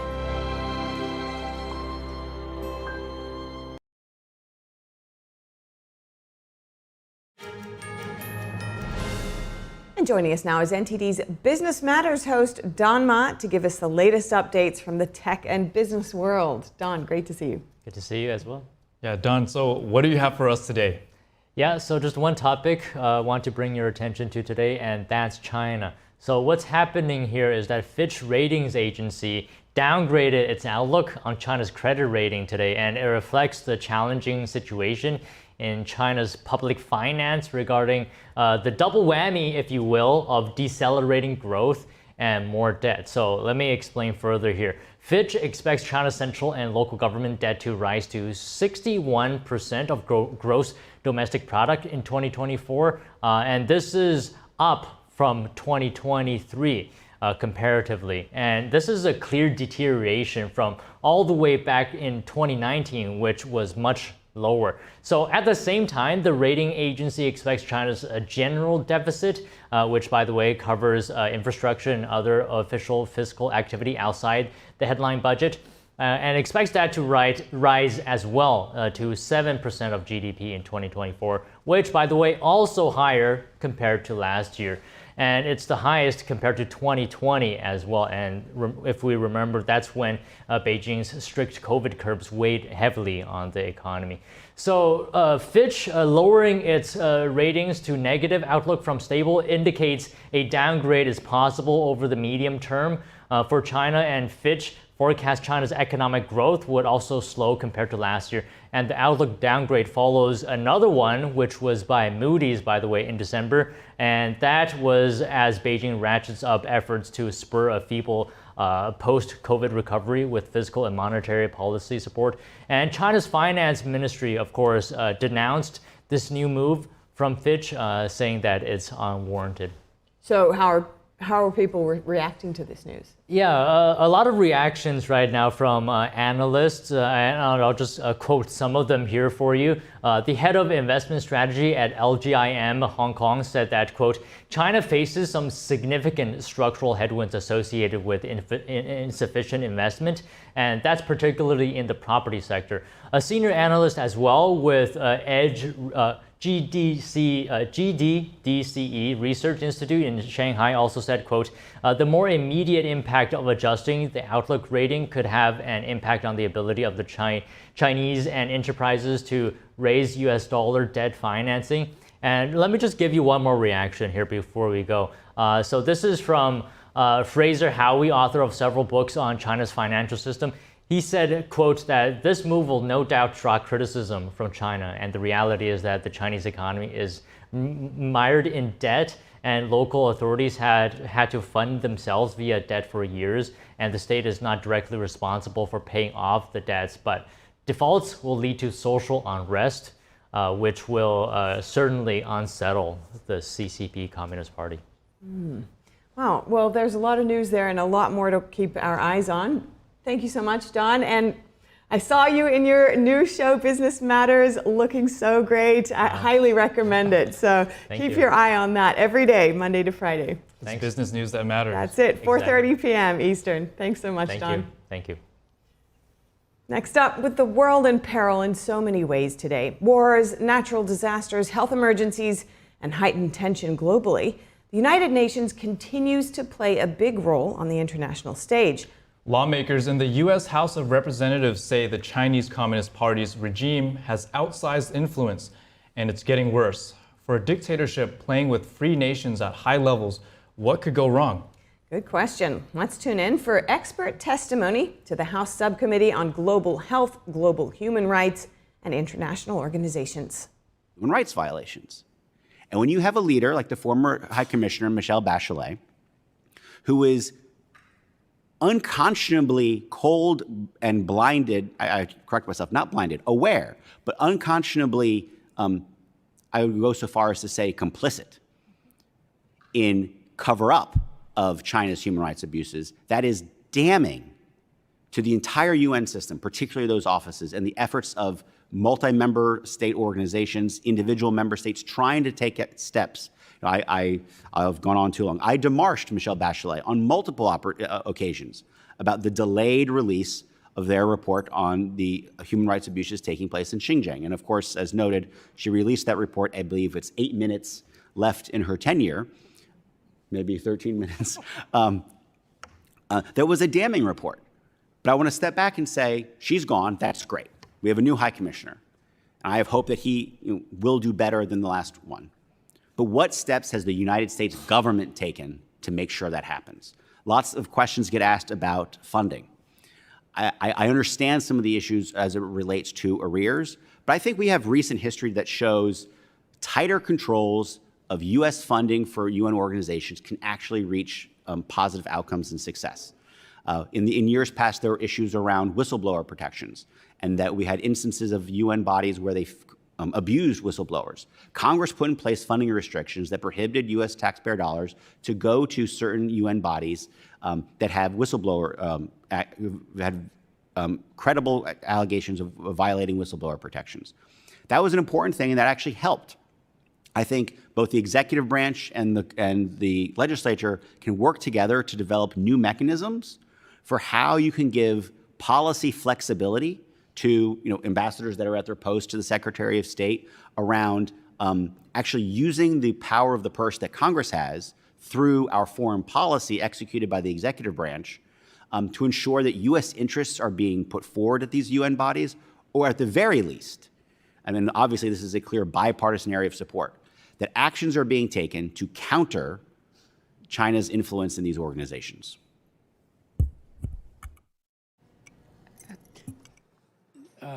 Would you want to comment on Emma Riley? Because I thought that was a notorious case of whistleblowers. And I remember when Dick Thornburg sat right there and called for serious reform at the UN with IGs and whistleblower protections and the like. And all of us on both sides of the aisle said, absolutely, it works here, not perfectly, but it does work here. And unfortunately, that has been a disappointment in the extreme. We've seen it over and over again, and then with whistleblowers especially. But Emma Riley, would anyone want to comment on her or not?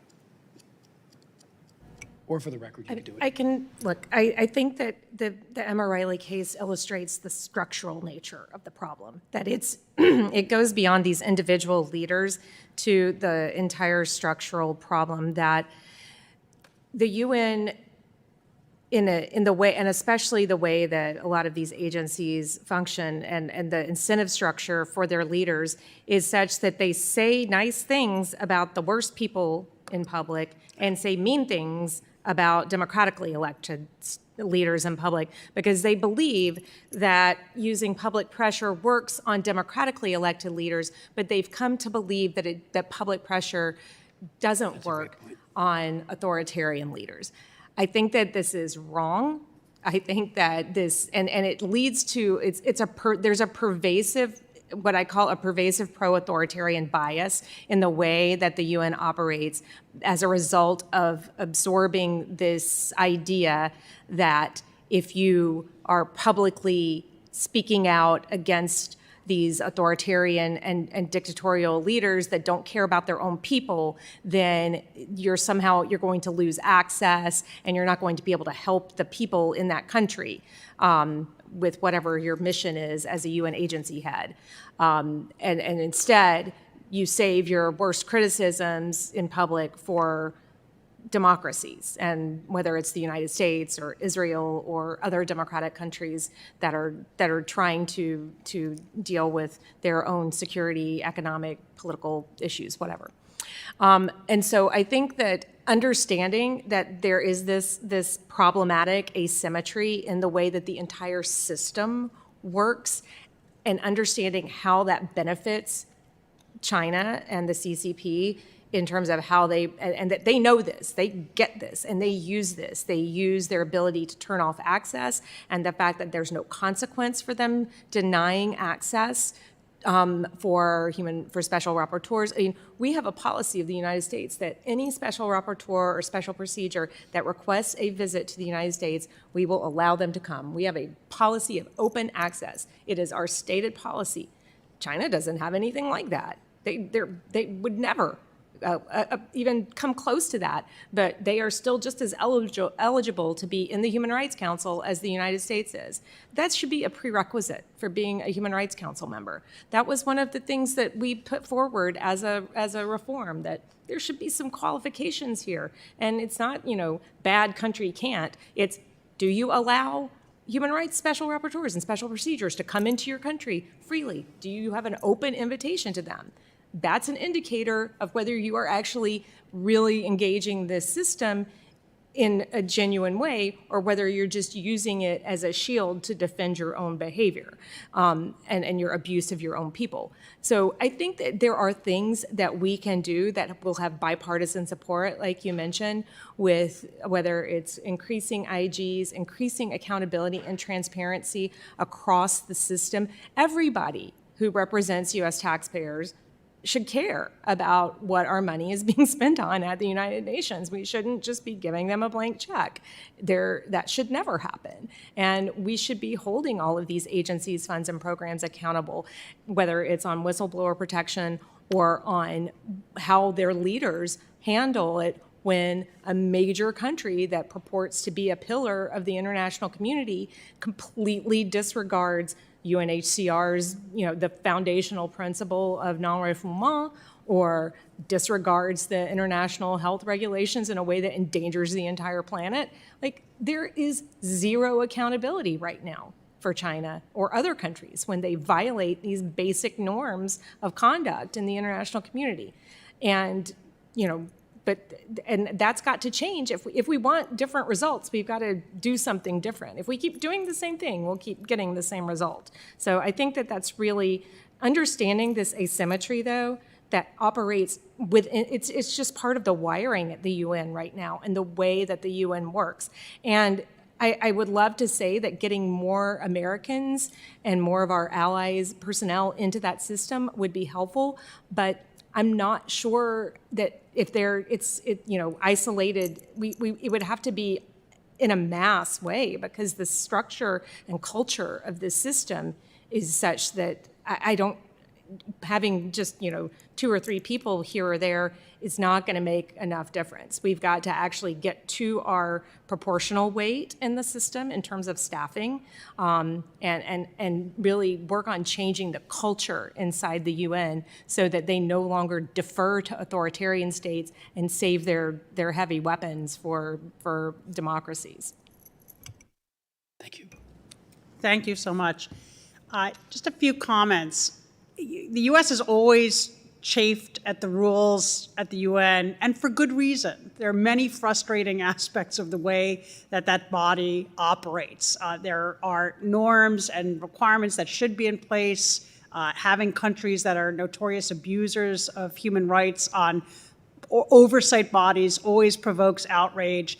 And so I understand that, but I've also learned through experience that it is very difficult to change those rules and to go in. I remember when we were first trying to renegotiate U.S.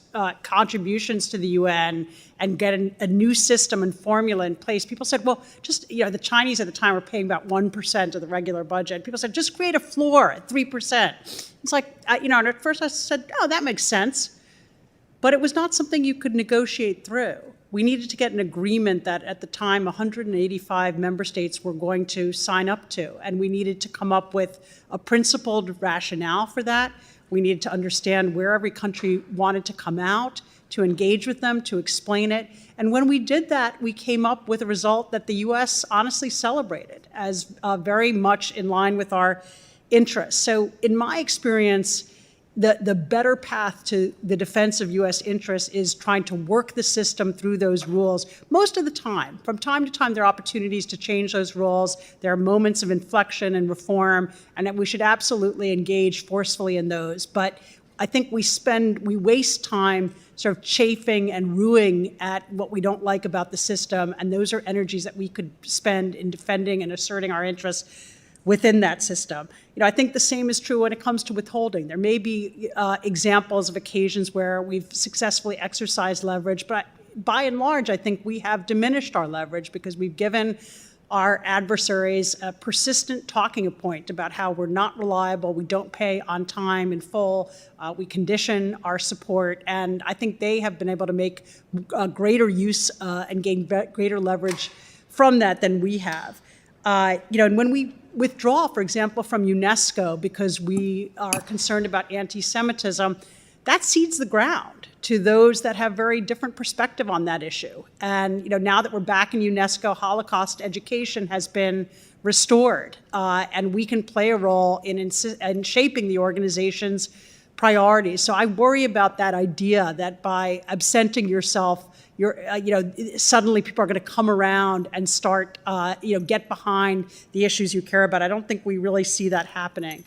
When it comes to what Ambassador Curry is talking about as far as, how we reshape the debate on these issues, I think it requires a sophisticated approach that involves press and media, the engagement of civil society, calling out issues like the one that you raised in terms of North Korean women being improperly repatriated. And it's an inside and an outside kind of advocacy effort that I think at its best the U.S. can do very well on. I think we need to assert a norm that UN officials cannot be accessories to authoritarianism, that needs to be a precept, and we need to call that out. We need to document that. We need people who are reporting on instances in which UN staff fall into those patterns, and that is something that through deep engagement, I think the U.S. can achieve. And just a final note, I remember those days of Dick Thornburgh, and then it was Joe Connor, who had that position within the UN on management reform. And there was a lot of progress made during that period, the creation of OIOS, the investigative office at the UN, and that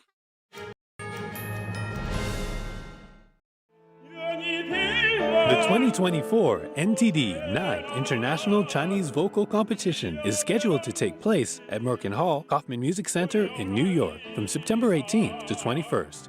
The competition specially invites vocalists from the world-famous Shenyang Performing Arts to serve as judges. The prestigious Gold Award is $10,000. Chinese vocal artists aged 18 to 50 are welcome to register. Hey everyone, it's me, Sebastian, and it is a beautiful day today. We have so much to be grateful for, so just remember, if you see someone without a smile, give them one of yours. I just love inspiring people to be the best they can be, and the reason I'm able to inspire so many people is because people like you who inspire me with your support of Shriners Hospitals for Children. Since I was little, I've broken 100 bones, and I've had 19 surgeries. Shriners Hospitals for Children was with me every step of the way. But more than that, they've given me the confidence to know I can do whatever I set my mind to. Like right now, I've set my mind to sharing my smile with you. Did you get it? Because of people like you, I can play the violin. I can play piano. I can understand. The help I get is only possible because of caring people like you who pick up the phone and call the number on your screen to make your monthly gift. And when you call or go online right now to donate $19 a month or more, we'll send you this adorable Love to the Rescue blanket as a thank you and a reminder of all the smiles you're bringing to kids' faces every day. Kids like me. And me. And me. And me. So what are you waiting for? You can inspire kids like me by visiting loveshriners.org. After all, you can't help everyone, but you can help someone. So let's go! Thank you. Thank you. Thank you for giving. Join me and bring a smile to the world with your monthly gift today. Please call now. If operators are busy, please call again or go to loveshriners.org right away. Join me and bring a smile to the world. I have never seen a production any better than this anywhere. Breathtaking. It is absolutely stunning. I feel better about the world. I feel uplifted. Invigorating. It was encouraging. Gave me hope. This has just been therapy for the soul. It's a must-see. Must-see. Make sure you see it. Make sure you see it. Coming to Lincoln Center, NJ-PAC, State Theater, Purchase, and Stamford. Genuine.com.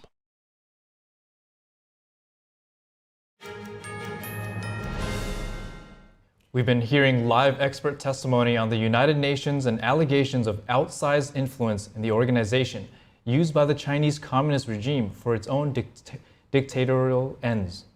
Ambassador Kelly Currie and Suzanne Nossel, both State Department officials, pointed to a number of specific strategic, diplomatic, and systemic issues that they say is shaping the organization, its actions and priorities. Let's tune into the House Subcommittee on Global Health, Global Human Rights, and International Organizations hearing. That's a very important question. No, I don't believe the department is doing enough.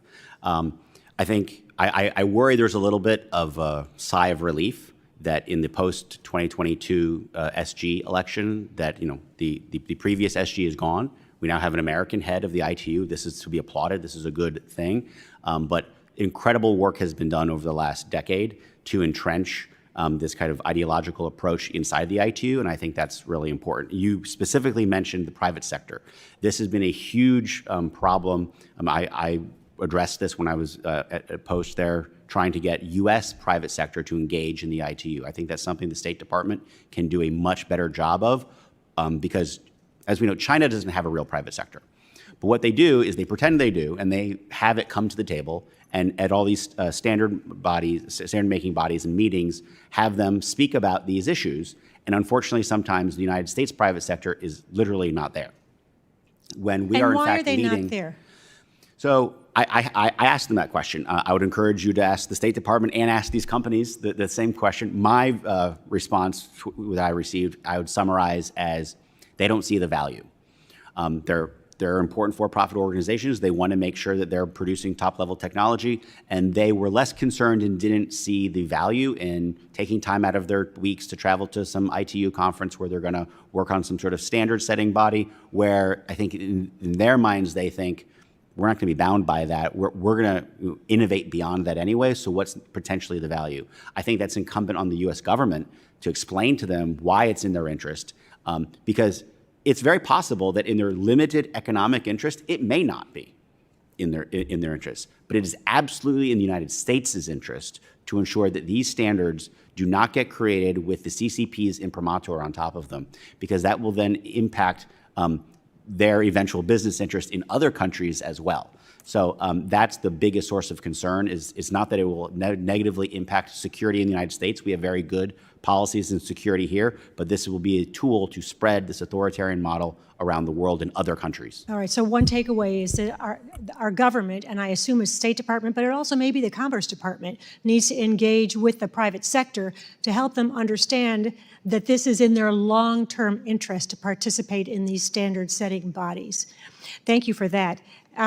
Ms. Nossel, in your testimony, you described China's role among a newfound axis of disruptors on the world stage, along with Russia, North Korea, and Iran.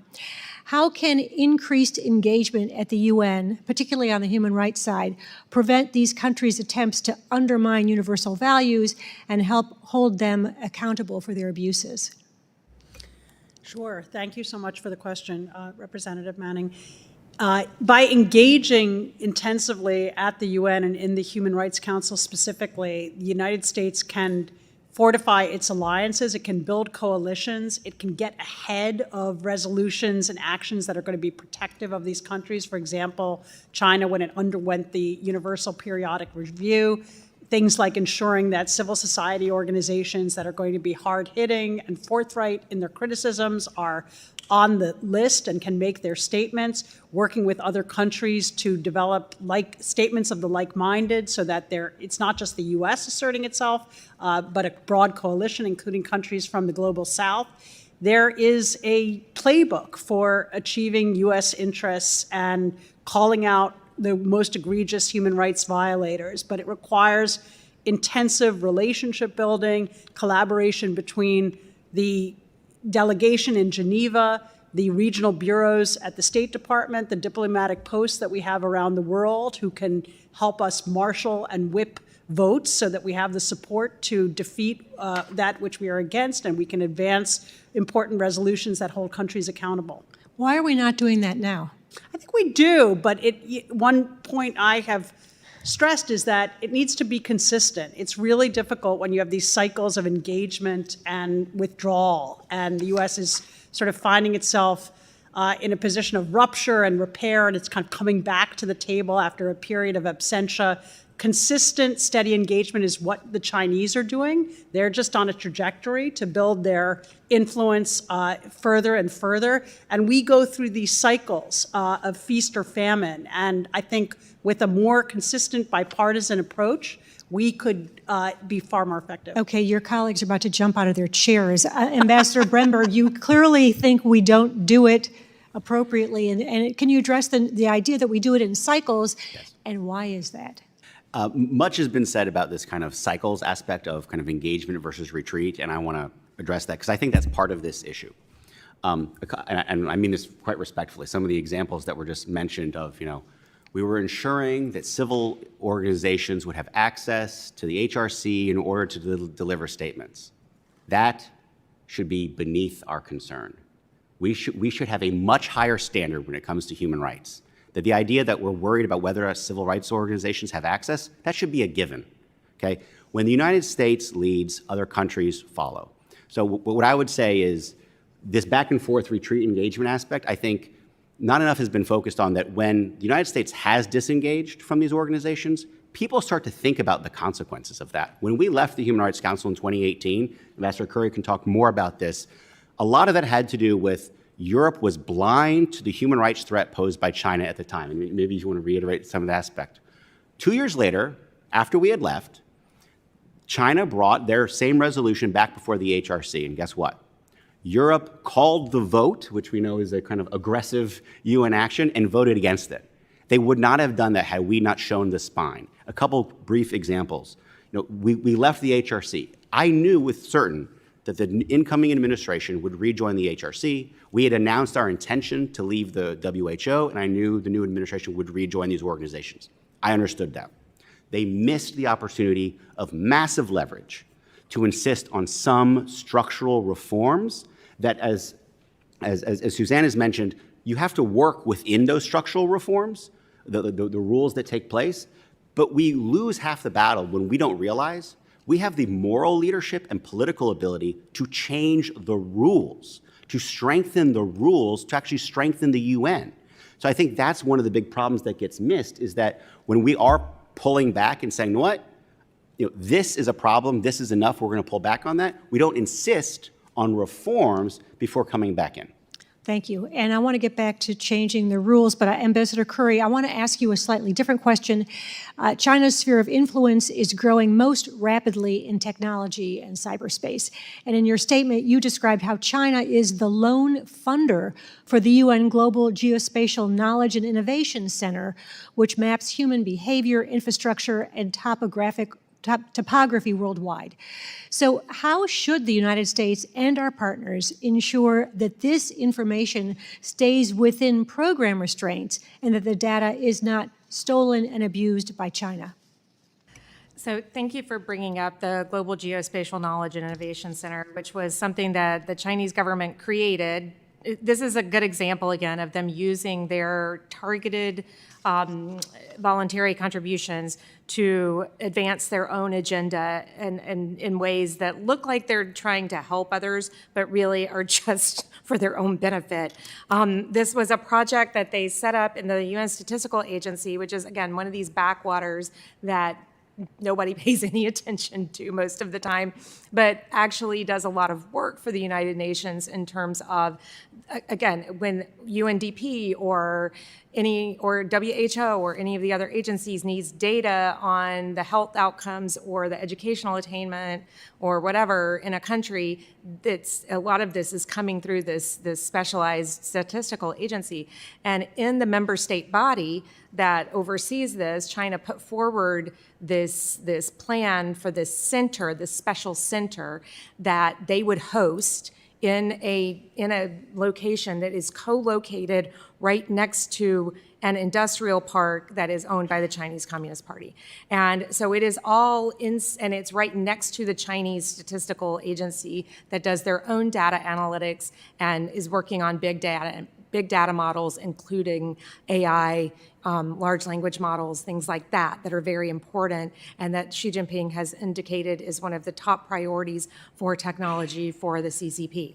So this was something, it's one of these things that because we weren't paying attention, and they've again, how the UN ends up funding something like this in the first place is something we need to understand better. We need to do a better job of kind of parsing where the opportunities are for mischief, either shutting them down or making sure that we've got officers on top of these things and paying attention, that we are not just, that we don't.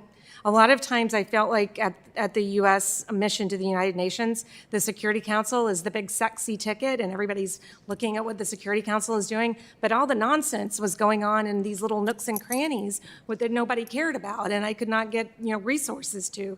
So Coming up, China's Xi Jinping said external forces can't stop what he called reunion with Taiwan. More on a rare meeting between the communist regime leader and Taiwan's former president. In an expert panel zooming in on China's disinformation campaign targeting Taiwan, with the U.S. 2024 election just around the corner, what can America learn from the Democratic island? More shortly here on NTD News Today.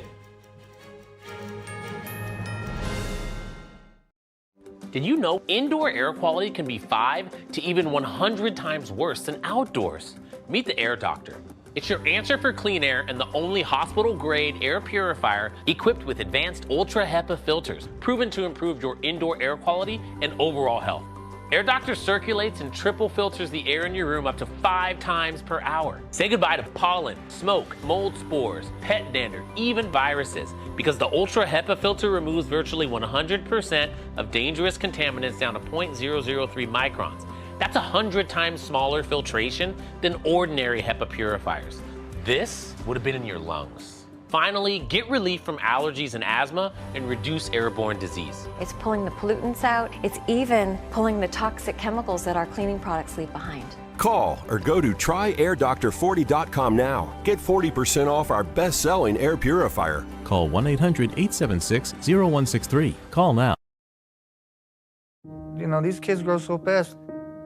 Cherish every little moment you get with them. Tyler, he's 10, and little Daryl, he's 12. Being a single dad, it is hard, really hard.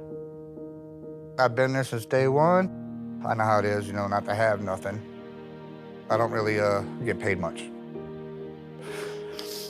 There's been times I went hungry, made sure they ate. There ain't a thing I wouldn't do for them. Millions of our neighbors are facing hunger. Rising food prices are making it tougher to put food on the table. Call or go online right now to join Feeding America with your gift of just $19 a month, only 63 cents a day. Together, thanks to a nationwide network of food banks, dedicated volunteers, and the monthly support of people like you, we can fill plates with nutritious food for families across America. At least now I know I gotta, help if I need it. 1 in 5 children face hunger in America, and food costs are rising. We are getting closer to the day when no one in America faces hunger, but we can't do it without you. Call or go online now. Visit helpfeedingamerica.org and give $19 a month, just 63 cents a day. 98% of donations go directly to help millions of people facing hunger, from coast to coast and in your own community. And when you use your credit card, You'll receive this exclusive canvas grocery bag to show you're a part of a movement working together to ensure that everyone has the food and resources we all need to thrive. If you're hungry, if they got it, they'll feed you. People just got to realize, places like this do exist that will help you. Please call now or make your monthly donation at helpfeedingamerica.org. Working together, we can end hunger in America.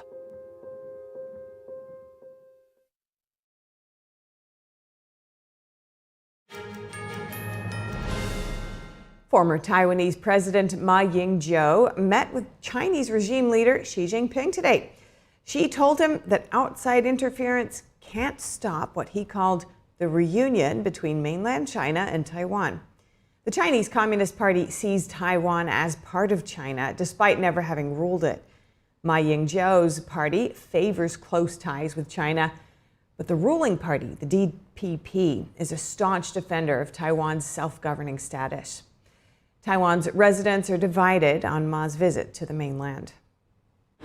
In terms of the current situation between both sides of the strait, I don't think there's much harm in his visit, because someone needs to take on the role of peacemaker in the middle. In the current international situation, as well as considering his position as a former president, the meeting is very inappropriate.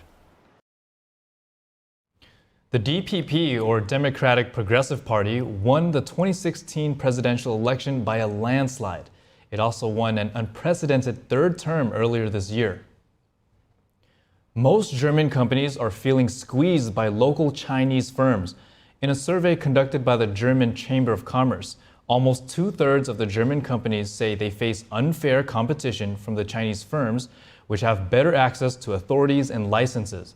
They can also sell products at a much lower price because they're backed by state subsidies.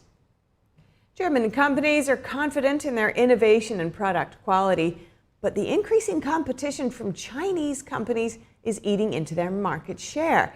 German Chancellor Olaf Scholz is taking a trip to China this week, joined by the CEOs of Siemens and Mercedes. China remains Germany's largest trading partner, even though Berlin said last year that it would de-risk. Last year, German direct investment into China hit a record high, $12.9 billion, an over 4% increase from the previous year. Beijing pledged in March to treat foreign companies equally in an effort to attract more investment. But German businesses say they want to see more concrete steps.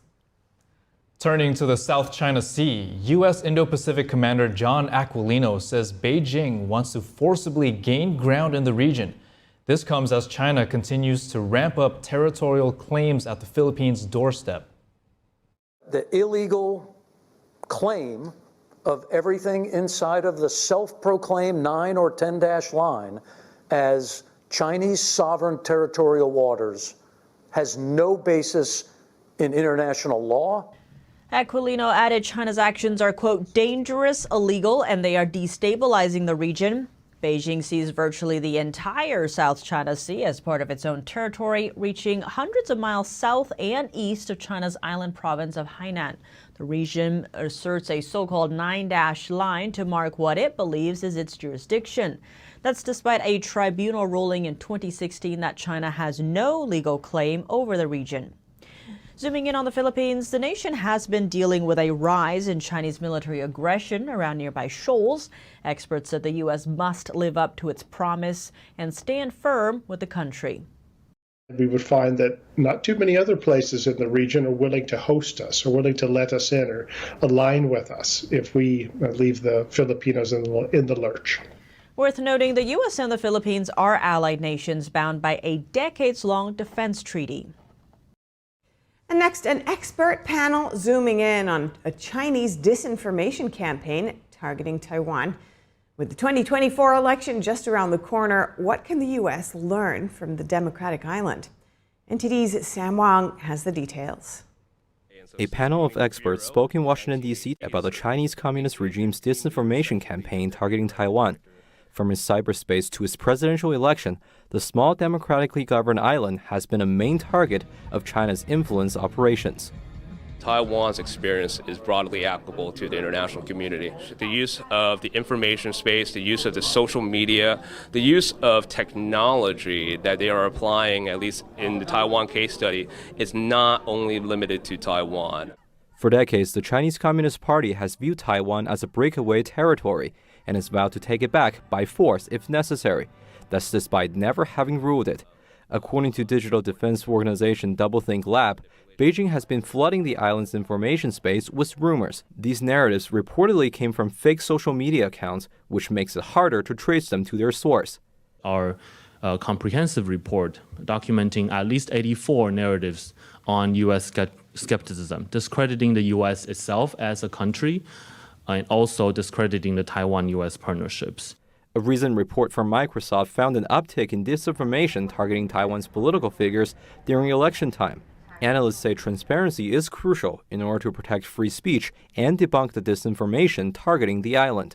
In civil community, we need to transparent and open all of the results of the factual report. Why we do this is because we want a healthy democracy. It's not because we want to get rid of something or we don't want something in our country. With America's 2024 presidential election just around the corner, experts said Taiwan could serve as a case study for the U.S. Taiwan have so many experience and knowledges can offer American governments to prevent or push back the disinformation from all over the world.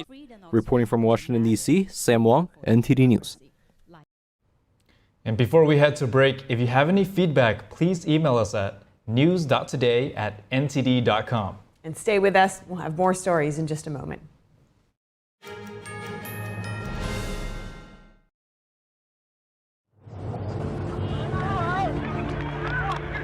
There are real consequences to controlled media.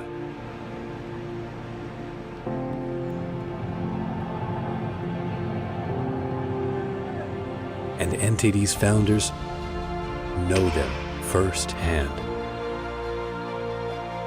Our freedom of thought is the price. This is the lesson that guides us in everything we do. So there's the tear gas there. We know the value of a free society.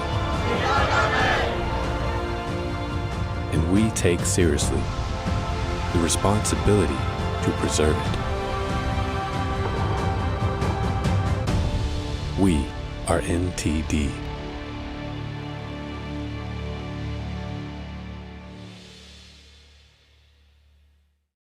What if you could whiten your teeth by simply brushing your teeth? Now you can with Smile Actives, the teeth whitening breakthrough that safely gets your teeth white and keeps them white every day, just by brushing your teeth. I never thought that whitening my teeth could be so easy. I just put the gel on the brush, the toothpaste on it, brush, and I can see my white teeth. Simply add Smile Actives to any toothpaste and our patented PolyClean technology activates into a powerful microfoam that penetrates into the enamel surface to safely lift and remove stains. You need a simple way to whiten your teeth.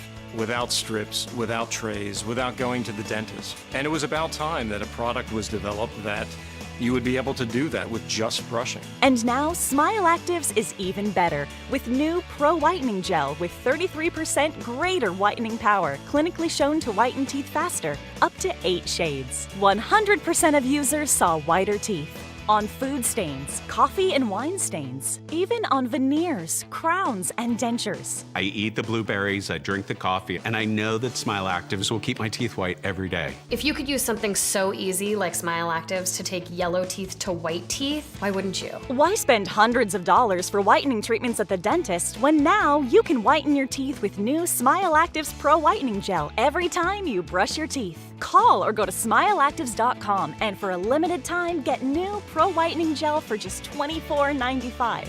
Order in the next 5 minutes and buy one get one absolutely free for just $24.95. That's 2 for 1 and save 58%. We'll even include free shipping. Get your teeth whiter guaranteed or return it within 60 days for your money back. I smile every day now. The difference is literally night and day. So now I'm always smiling, always choosing, because now my teeth are much whiter. This offer is not available in stores, so call or click now before the special buy one get one free offer goes away. The tempting online world is encroaching on our campus. Is unplugging cables and confiscating phones the solution to protect our children? No, we just need a clean multimedia platform. Join Ganjing Campus to leverage premium channel features, professional development courses, and kindness event toolkits tailored for teachers. Build a truly positive and interactive classroom community. Foster a pure and delightful learning environment for children.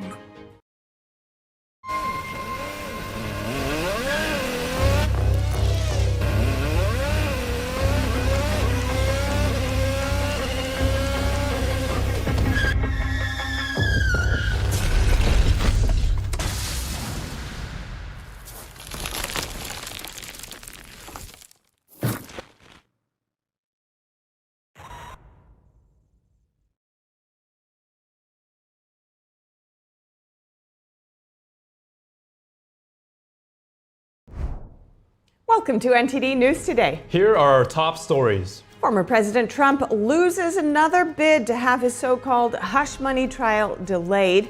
What are the judge and prosecution saying? President Biden is hosting Japanese Prime Minister Fumio Kishida at the White House. We have more on their meeting and alliance. A controversial spying power is set to be reauthorized. It passed one hurdle in the House, but faces more. Can it satisfy privacy advocates while pleasing those conducting foreign intelligence investigations? Israeli parents watched in horror on October 7th as the live location of their son's phone headed toward Gaza. Over 6 months into the Israel-Hamas war, they speak about their missing boy who dreams of being an actor. China's Xi Jinping says external forces cannot stop what he called a reunion with Taiwan. More on a rare meeting between the communist regime leader and Taiwan's former president. A racehorse was spotted at a Sydney railway station late at night. Find out more on the Equine passenger's unusual journey.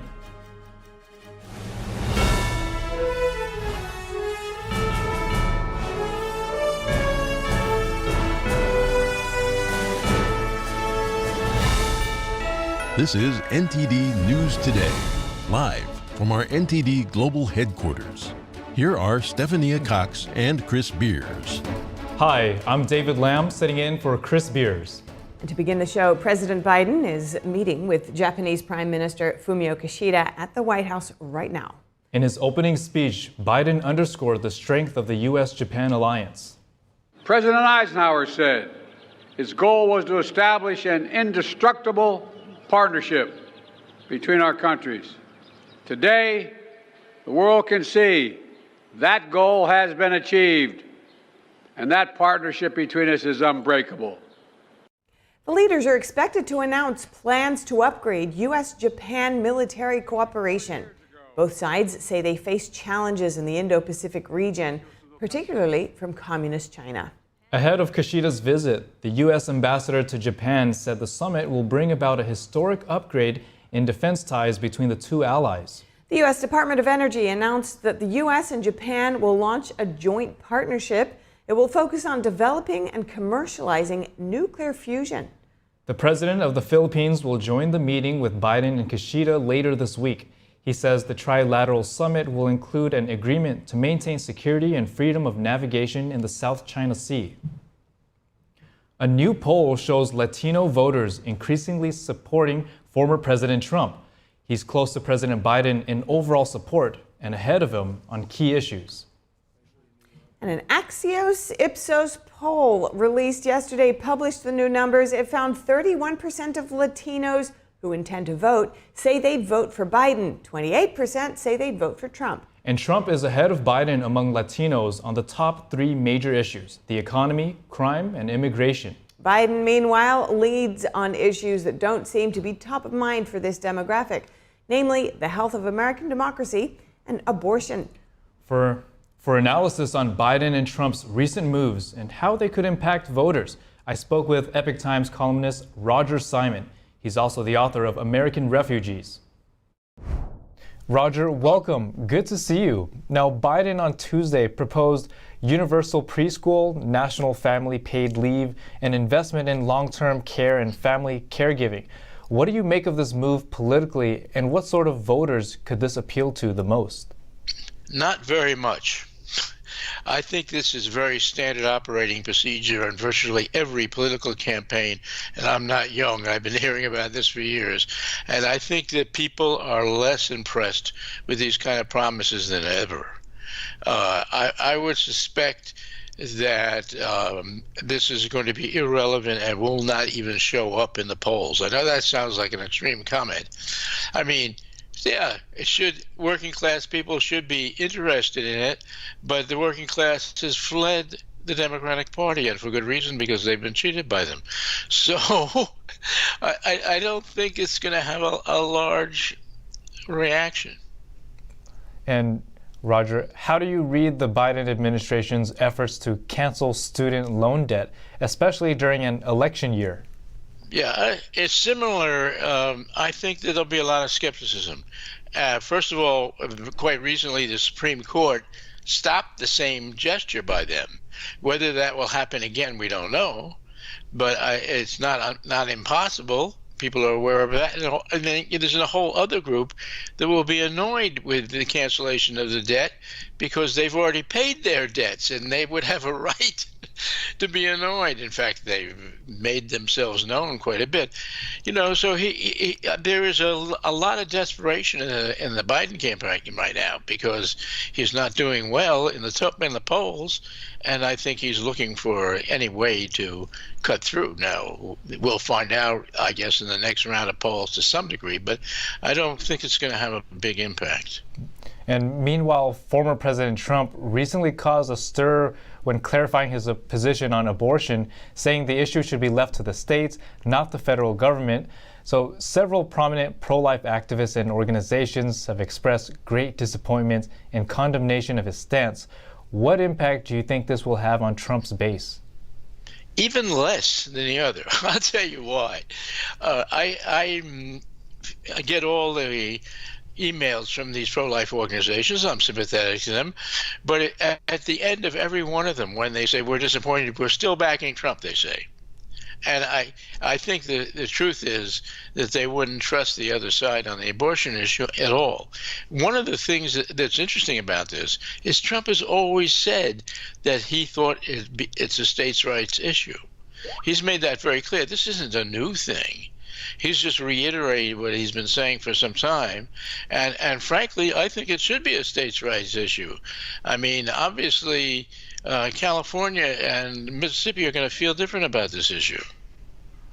And Roger, while Trump has upset a portion of his base with this, do you see his position appealing to a greater pool of voters, such as independents and suburban women? I think it's a safety net for that. But I think in all, I'm suspecting that at this point, people have pretty much made up their minds about who they're going to vote for, more than any election I can ever think of. And the number of people who are out there are persuadable may not be too many more than would fit in one restaurant. All right, Roger. Well, thank you so much for your insight and for joining us. Thank you.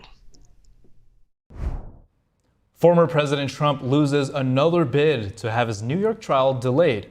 NTD's Jeremy Sandberg has more on that story and updates on other charges Trump is facing. Former President Trump lost another bid on Tuesday to delay his criminal trial from starting next week. The case involves so-called hush money payments made to adult film actress Stormy Daniels. Trump's lawyers argued Trump should be given time to challenge a gag order in the case. Judge Merchan imposed the order barring the former president from publicly discussing witnesses, prosecutors, court staff, and their families. An appeals court judge swiftly denied the request, but a full panel of appeals judges will later consider Trump's underlying challenge of the gag order. This came a day after Trump's lawyers made a separate motion to delay the trial while seeking to move the case out of Manhattan. That request was denied as well, though the motion to ultimately move the trial will continue. A Trump spokesperson called the trial a witch hunt and said the legal team would continue to fight against it.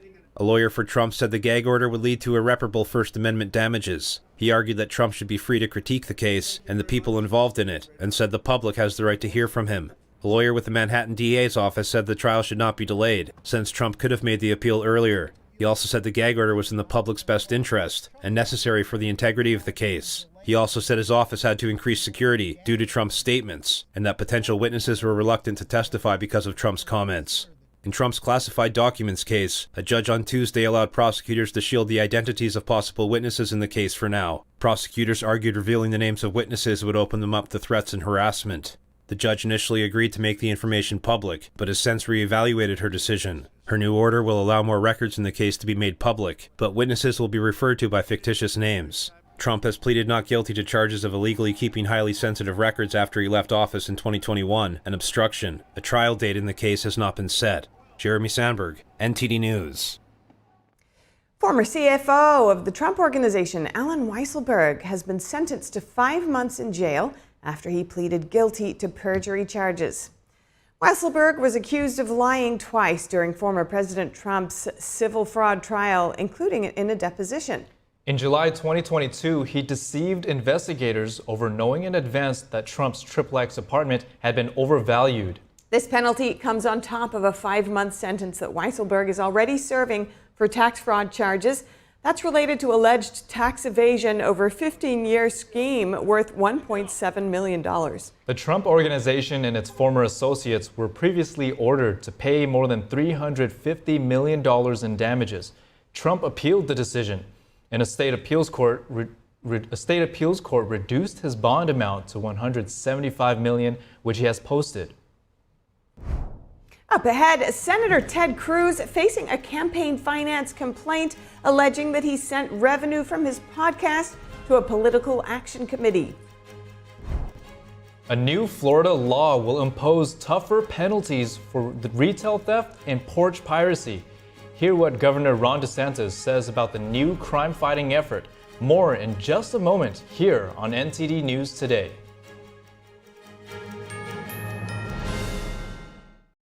Amazing grace, how sweet the sound that saved a wretch like me. I once was lost, but now I'm found. Was blind, but now I see. They're just young people, hungry, homeless, and vulnerable. Abused youth often feel safer on the street. Now, more than ever, that's the most dangerous place of all. Covenant House is helping young adults facing homelessness. We're providing safe shelter to thousands, but the need is overwhelming, and no young person is ever turned away. Please call or go online now with your gift of $19 a month to help a young person.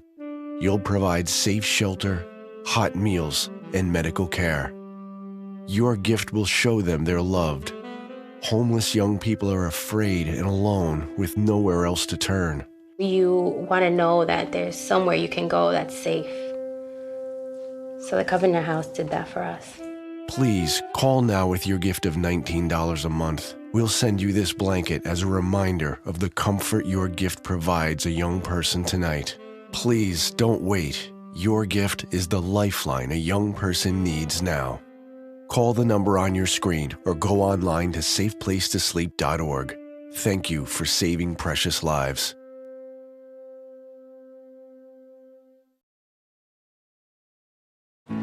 You know you don't have to wear your PT gear anymore, right? It's comfortable. So how's civilian life treating you? It's fine. When I got out, I didn't want to admit that there was anything wrong because I felt like a failure. And then I realized, like, there's nothing to be ashamed of. So I started talking to someone. Maybe you are fine, but if you're not, it's okay. Thank you. If you or a veteran you know needs support, don't wait. Reach out. Find resources at va.gov/reach.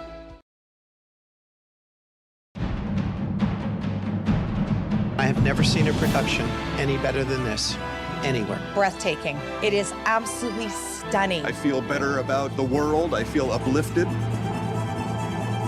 Invigorating. It was encouraging. gave me hope. This has just been therapy for the soul. It's a must-see. Must-see. Make sure you see it.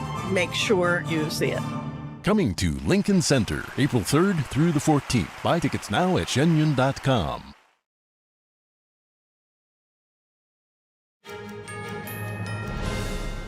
Health and Human Services Secretary Javier Becerra could reportedly step down following the November election.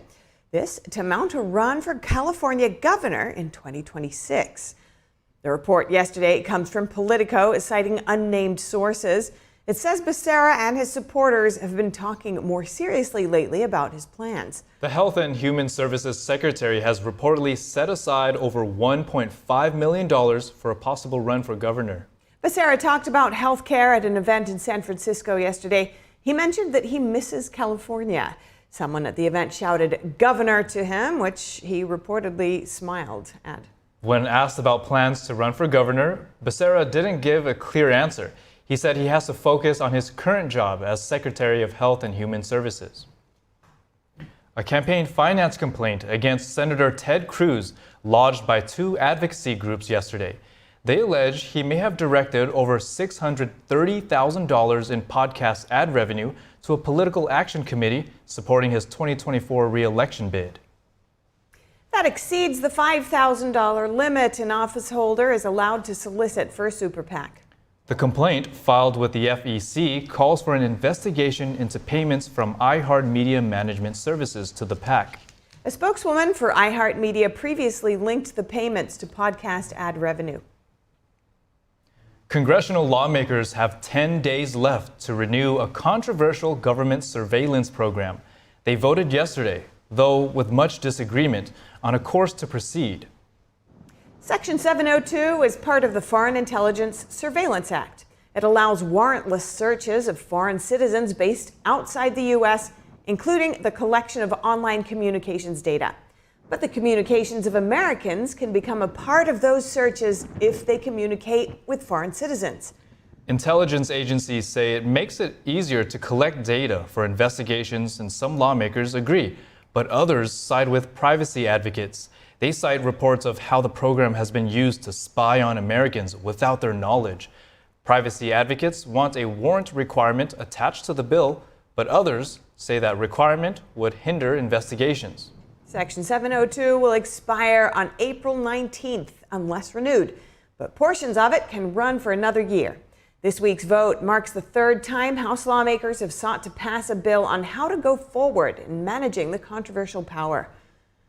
Next up, Florida is trying to prevent theft in the state. Governor Ron DeSantis signed a bill yesterday to increase penalties for so-called porch piracy and for shoplifting. When you go in and you want to buy toothpaste, and it's like Fort Knox because it's all under lock and key for basic items. You got to get a clerk to come and open it and all this stuff just to do basic shopping. That is not something that is good for quality of life. And then, of course, if you can have people come in and just steal retail and walk out, that creates a contempt for the rule of law that has a spillover effect in areas far beyond retail theft.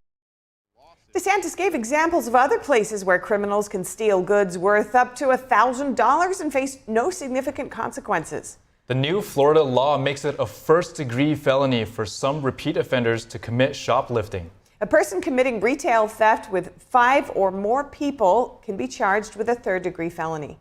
If social media is used to recruit others and 5 or more people are involved, the crime can become a second-degree felony, which may result in up to 15 years in prison. And Republican Assemblyman Vince Fong can run for retired former House Speaker Kevin McCarthy's vacant seat. That's what a California appeals court decided yesterday. In a 3-0 decision, the court rejected California Secretary of State Shirley Weber's attempt to keep the candidate off the ballot. Fong was endorsed by McCarthy to replace him in Washington, D.C. He's also running for re-election to the state assembly. Tuesday's decision will allow Fong to remain on the ballot for both races in the general election in November. The Justice Department is suing West Memphis School District for denying an employee's request for remote work. They say the refusal violated the Americans with Disabilities Act. The lawsuit filed yesterday accuses the district of denying the request of a science curriculum specialist with a disability for temporary telework. This to avoid damage to her health. The Justice Department says the district denied the request without discussing possible alternatives and said the employee was forced to resign as a result. An Assistant Attorney General emphasized the importance of telework for people with disabilities and employers' obligations to accommodate them. The case stems from a referral by the Equal Employment Opportunity Commission. Surging gas prices and high housing costs sent inflation rising higher than expected in March. According to data released today by the Bureau of Labor Statistics, prices jumped 3.5% last month, marking the highest annual gain in the past 6 months. Prices rose in almost every major category. Gas and housing costs accounted for more than half of that monthly increase. Prices fell in only a couple of categories, like used and new cars, and other prices, like groceries, remained flat. The Federal Reserve wanted to see meaningful progress on inflation before it starts cutting rates. But now, experts say rate cuts likely won't happen until the summer. And Airbus began its annual shareholders meeting today, enjoying strong demand as rival Boeing grapples with a slew of recent crises. But the plane manufacturer says it's still facing supply chain challenges. Shareholders will vote on a partial renewal of the board. Shares in the France-based company have risen 16% since the start of the year. Airbus is also seeing orders from airlines recovering from the pandemic, boosting its cash reserves. Analysts say the world's largest plane maker appears on track to meet its annual delivery target of 800 aircrafts. In contrast, Boeing shares have dropped 29% in the aftermath of a panel blowout on a 737 MAX 9 operated by Alaska Airlines. Boeing CEO David Calhoun said last month that he'll step down at the end of the year. And speaking of air travel, Delta Airlines offered an upbeat outlook today after its first quarter earnings topped Wall Street estimates. The carrier's shares were up nearly 5% in pre-market trading. Other airlines are benefiting from travel demand as well. United Airlines shares were up almost 5% before the market opened this morning. Shares of American Airlines were up nearly 3%. Delta said it generated record revenue in the first quarter and expects to deliver record revenue in the second quarter as well. The International Air Transport Association expects 4.7 billion people to travel in 2024. That's compared with 4.5 billion in 2019. Airlines for America estimates passenger traffic in the United States to reach an all-time high this year. From Texas to Georgia, the Southeast saw flash floods, fierce winds, baseball-sized hail, and tornadoes from a severe storm today. 13 million people were under flood watches as of this morning. Over 200,000 were left without power. Officials warned the system would bring a lot of rain, and with that, a risk of deadly flooding. Kirbyville, Texas was left in distress Wednesday morning after the storm caused severe flooding. Emergency crew responded to at least 10 water rescues.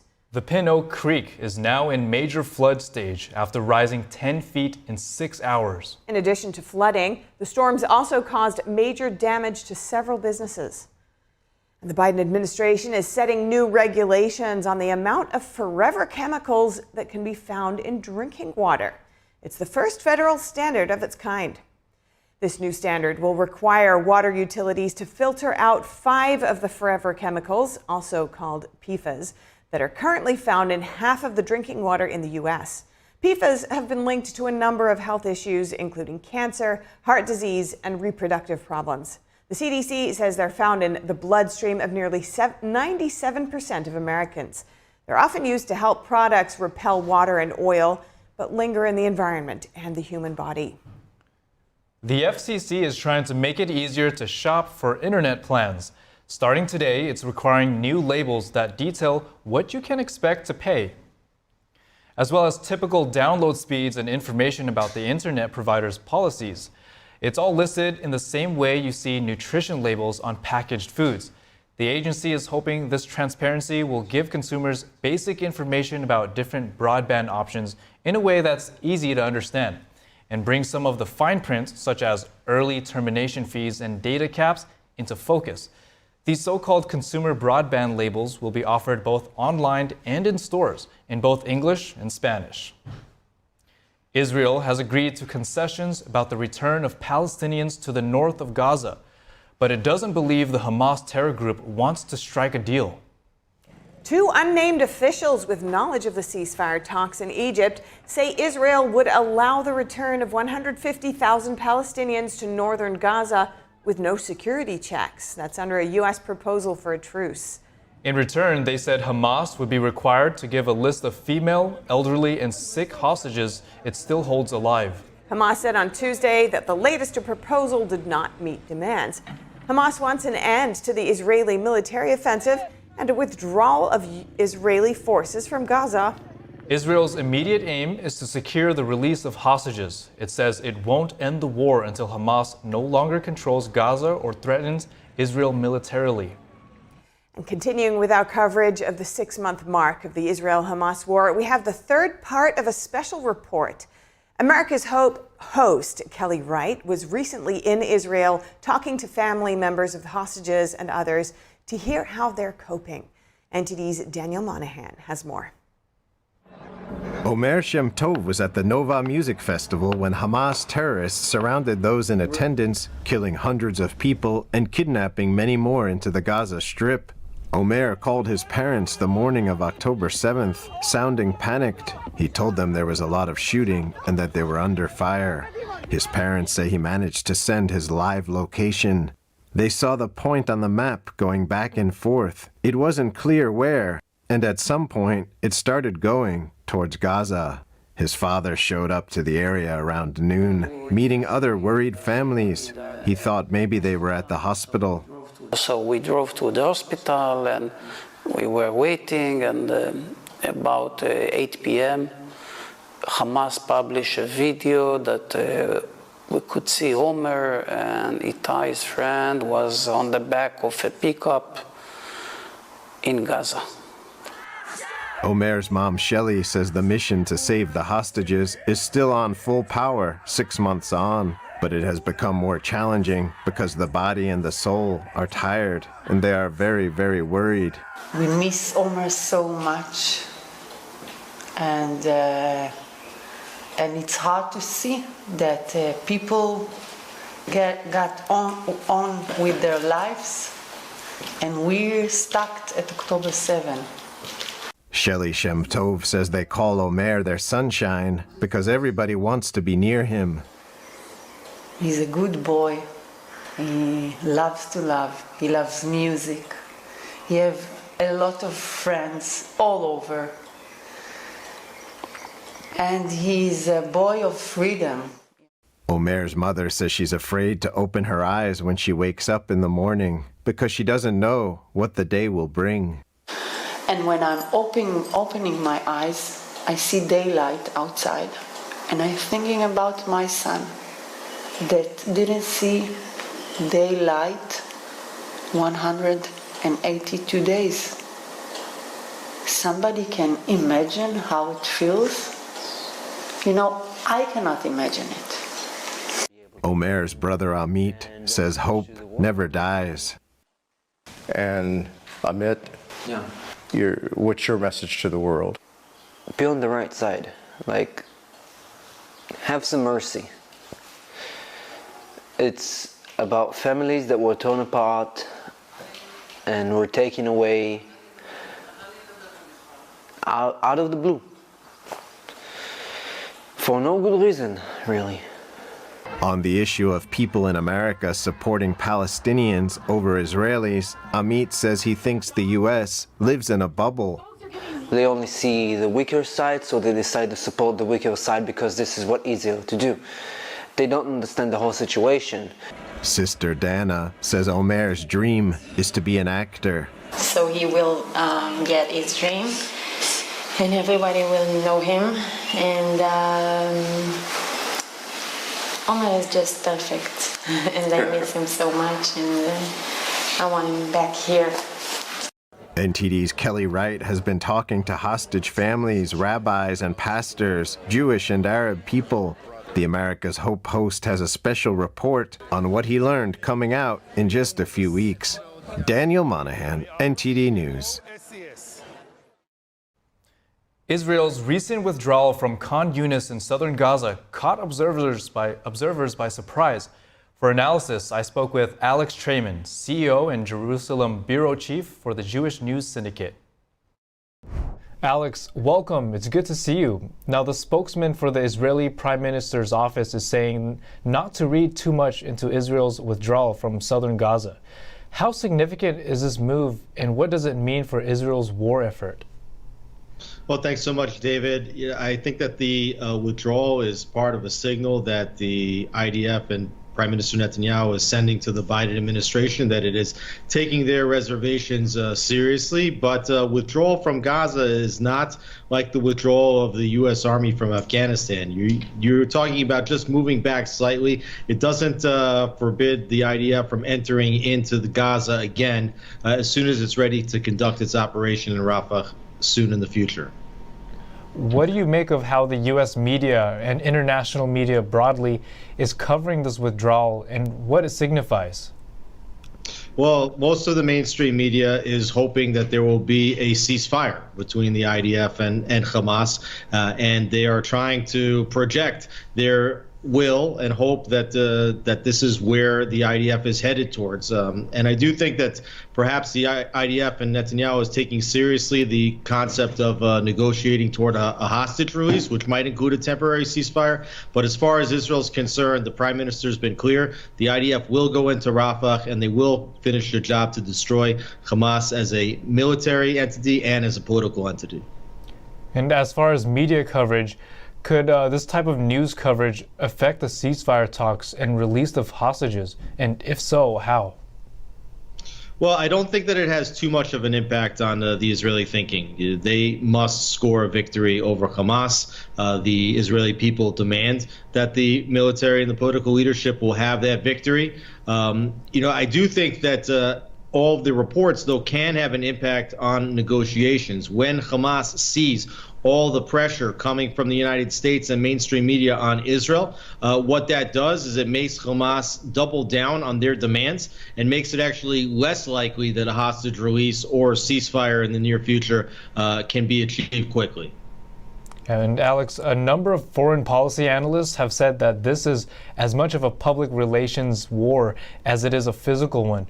What role does the media and international perception play in this war? Well, I think that's absolutely correct. Hamas is a terror organization, and they baited the IDF, which is one of the world's most battle-ready and technologically advanced militaries in the world, to come into Gaza. Did they really think that they could defeat the IDF on the battlefield? What they were hoping is that the IDF would come in, and when they would hide themselves among their own civilian population, and Israel would have civilian deaths, that then there would be international pressure on Israel to stop in its tracks, and that's how they would declare victory. So absolutely, the diplomatic war, the war of public relations, that's Hamas's strategy to defeat Israel in this war. And Alex, according to the Times of Israel, only one brigade remains in the Gaza Strip, and despite pressure from the U.S. government, Israeli Prime Minister Benjamin Netanyahu is still set on a ground invasion into the southern Gaza city of Rafah. What could be the next steps here? Well, before Israel goes into Rafah, they've committed themselves to moving the civilian population out of the way. So they have to create another safe zone, and they have to create all of the infrastructure and pathways to get humanitarian aid in. They will need to move the population, which all of this could take several weeks. At the time that all that has been done, and that will also probably be coordinated with the United States and other entities, only then will Israel send battalions back into Gaza in order to finally enter Rafah, where they will try to eliminate the remaining leadership of Hamas and also to rescue as many hostages as they can. All right, Alex, thank you so much for joining us and for your insight. Thanks for having me, David. Coming up, China's Xi Jinping said external forces cannot stop what he called reunion with Taiwan. More on a rare meeting between the communist regime leader and Taiwan's former president. And the island's current president visits the location of last week's earthquake. She looked at the progress of recovery efforts and thanked teams for their hard work. That and more after the break.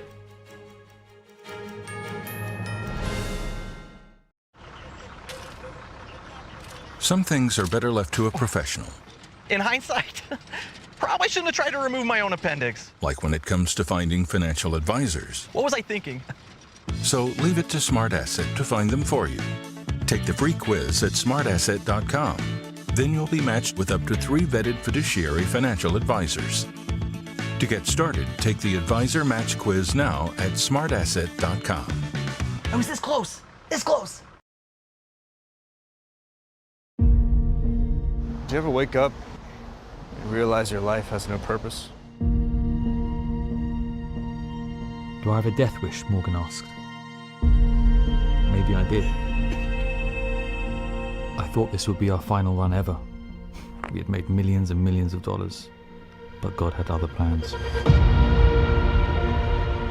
Peter Lowe, the one-time drug dealer turned pastor, along with 2 others, will be executed at 12 midnight local time.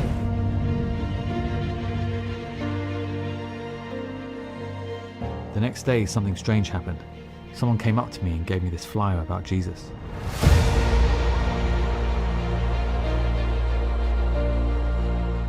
You can be in heaven, or you can be in hell. The choice is yours. I've achieved more than you ever will in this stinking prison.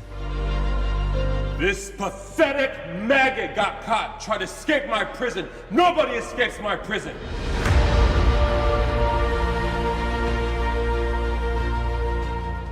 He's a changed person. He's a new man. I found Christ in here, and he forgave me.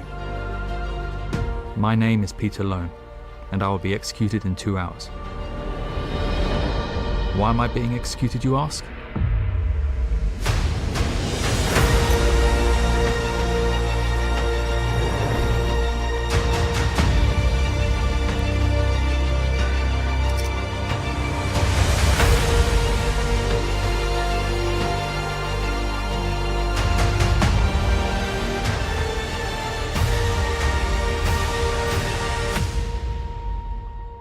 Jesus is for free, and salvation is a gift.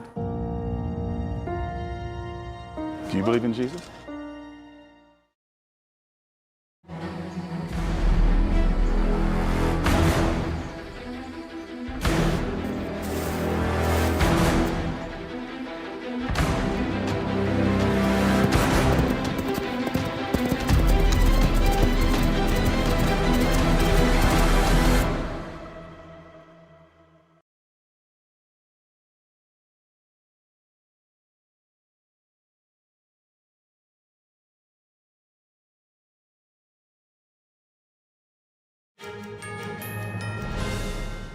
The State Department said today that the United States will sell Ukraine up to $138 million worth of equipment to maintain and upgrade its Hawk air defense systems. The goal here is to help defend against Russian drone and cruise missile attacks. The U.S. began shipping Hawk interceptor missiles to Ukraine in 2022. It was built as an upgrade to the shoulder-launched Stinger air defense missile systems. That's a smaller, shorter-range system. Since then, Ukraine has received several air defense systems, including the U.S.-made Patriot system. Ukraine has run out of many sources of U.S. funds, but Kyiv was given a grant of $300 million in foreign military financing. It was part of the annual defense spending bill recently signed into law. The grant money will pay for the equipment used to maintain and upgrade the Hawk air defense systems. U.S. Central Command says the U.S. transferred thousands of Iranian weapons it seized to Ukraine. The transfer comes as further funding for Ukraine remains stalled in the House. Central Command said the material transferred was enough to arm about 4,000 soldiers. They said the Iranian-made weapons were gathered from stateless vessels over the last 4 years. Central Command said initial reports suggest some of the weapons were bound for Iran-backed Houthi terrorists in Yemen. In the absence of a large funding package, the Biden administration also announced an emergency $130 million military sale to Ukraine. It includes equipment to maintain and upgrade its Hawk air defense systems. And now we have some short headlines from Switzerland, Italy, and other European countries. To begin, Ukraine wants to build up its domestic weapons industry by working with allies. We heard a little bit about that. Ukraine and Britain also signed an agreement this week to cooperate on arms production. The document was signed at a military industry conference in Kyiv. About 30 British defense companies visited the city to discuss cooperation with Ukrainian arms producers. Britain hopes the agreement brings gains for Ukraine on the battlefield while benefiting its economy in the long term. The European Union is taking 2 Russian billionaires off its sanctions list. Both men are major shareholders of Russia's top private bank and its biggest food retailer. They won an appeal at the European Union Court of Justice. The court says the EU didn't provide enough evidence for the sanctions. The funds of both men were frozen following Russia's invasion of Ukraine. 3 people are dead and 4 more are missing today at a power plant in Italy. This after a fire and explosion at the hydroelectric station. 100 firefighters are part of a complex search operation for the 4 missing people today. The incident happened Tuesday afternoon at a dam on one of the lakes that feed the plant. The company says the dam basin isn't damaged. The plant was offline at the time, so there's no impact on electricity supply. Switzerland is joining the European Sky Shield air defense umbrella. It's designed to build an air missile defense system across Europe. The initiative was set up by Germany in 2022. Neutral Switzerland has come under pressure from its European neighbors to allow the re-export of Swiss-made weapons. They want Switzerland to support Ukraine in its war against Russia. The European Commission has updated its report on competition problems in the Chinese economy. It added new sectors, potentially opening the door to anti-dumping complaints from EU chip and clean tech producers. The update adds details of what the EU considers to be distortions in sectors of telecom equipment, semiconductors, the rail industry, renewable energy, and electric vehicles. A report is a tool for EU industries to use when filing complaints about dumping practices. That's when goods are exported at lower costs than they are sold for domestically. If Chinese prices and costs are found to be distorted, higher dumping tariffs can be added. The EU is now looking to shield firms from cheap clean tech products with a review of subsidies received by Chinese wind turbine suppliers. And former Taiwanese President Ma Ying-jeou meeting with Chinese regime leader Xi Jinping today. She told him that outside interference can't stop what he called the reunion between mainland China and Taiwan. The Chinese Communist Party sees Taiwan as part of China, despite never having ruled it. Ma Ying-jeou's party favors close ties with China, but the ruling party in Taiwan, the DPP, is a staunch defender of Taiwan's self-governing status. Taiwanese residents are divided on Ma's visit to the mainland. In terms of the current situation between both sides of the strait, I don't think there's much harm in his visit, because someone needs to take on the role of peacemaker in the middle. In the current international situation, as well as considering his position as a former president, the meeting is very inappropriate. The DPP, or Democratic Progressive Party, won the 2016 presidential election by a landslide. It also won an unprecedented 3rd term earlier this year. The Taiwanese president visited the city where last week's earthquake struck. She spoke in Hualien and analyzed recovery efforts. 7.2 magnitude earthquake had its epicenter along the island's mountainous and scenic east coast. She spoke at the local earthquake command center and vowed to strengthen Taiwan's resilience. The quake hit the city on the morning of April 3rd, toppling houses and causing landslides in a nearby national park. At least 13 people were killed. Taiwan lies near the junction of 2 tectonic plates and is prone to earthquakes. More than 100 people were killed in a 2016 quake in the island's south. In 1999, a magnitude 7.3 quake killed more than 2,000 people. Most German companies are feeling squeezed by local Chinese firms. In a survey conducted by the German Chamber of Commerce, almost 2/3 of the German companies say they face unfair competition from the Chinese firms, which have better access to authorities and licenses. They can also sell products at a much lower price because they're backed by state subsidies. German companies are confident in their innovation and product quality, but the increasing competition from Chinese companies is eating into their market share. German Chancellor Olaf Scholz is taking a trip to China this week, joined by the CEOs of Siemens and Mercedes. China remains Germany's largest trading partner, even though Berlin said last year that it would de-risk. Last year, German direct investment into China hit a record high $12.9 billion, and over a 4% increase from the previous year. Beijing pledged in March to treat foreign companies equally in an effort to attract more investment. But German businesses say they want to see more concrete steps. Coming up, the rising cost of living is forcing couples to make tough decisions with food, flowers, and makeup costs for their upcoming weddings. The DIY trend has brides taking on planning and decorations themselves. And if you have nuptials in the near future, we have some money-saving tips. $50,000 is on the line for track and field at the Paris Olympics in July. The gold medalists will get prize money for the first time. More shortly, here on NTD News Today. When I started MyPillow, it was just a problem solution, one product company. Well, since then, with the help of my dedicated employees, we now have hundreds of products, some you might not even know about. To get the word out, we're having a $25 extravaganza. 2-pack multi-use MyPillows, $25. MyPillow sandals, $25. And for the first time ever, our 6-pack towel sets, you guessed it, just $25. Our brand new 4-pack dish towels, $25. And I've never done this before. Premium MyPillows with all new Giza fabric, any size, any loft level, even king size for only $25. And there's so much more. So go to MyPillow.com or call the number on your screen. Use your promo code for our $25 extravaganza. Order $75 and over. Your entire order ships absolutely free.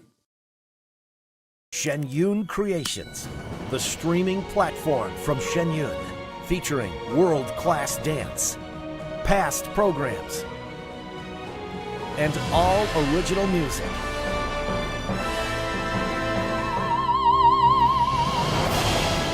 Masterclasses, behind the scenes, comedy, and more.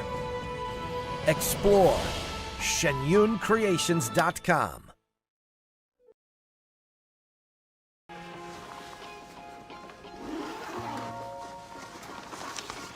How'd it happen? She showed up dead on arrival. This never gets easier. It does when you call CarShield before your car breaks down.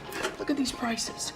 The camshaft, transmission, engine. Don't people know? A plan through CarShield could protect up to 5,000 parts and systems. You hate to see it. An out-of-warranty car is gonna break down eventually. Right, which is why they need a plan through CarShield. Those expensive repair bills get paid and at the mechanic of their choice. They're notifying the family. Poor guy, he doesn't even know what's coming. Another victim of senselessly expensive repair bills. Can't save them all. But we can keep trying. Didn't have to end this way. If he'd have just called CarShield before his car broke down. Exactly. Protect yourself from the unprecedented rise in cost for parts and repairs. Call now to save money with your price lock guarantee. Call 800-429-5128.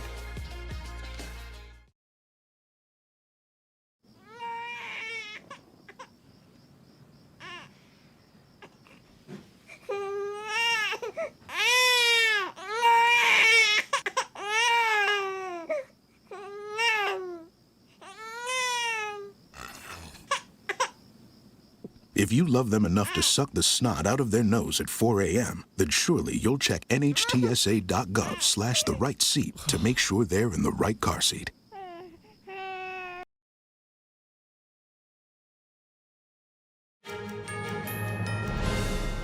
The rising cost of living is forcing couples to make some tough decisions for their upcoming weddings. One solution is to become a do-it-yourself bride, a recent trend where crafty brides take on much of the decorations and planning themselves.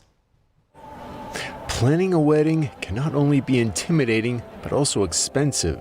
Choosing a dress, flowers, venue, and cake are just some details that quickly add up.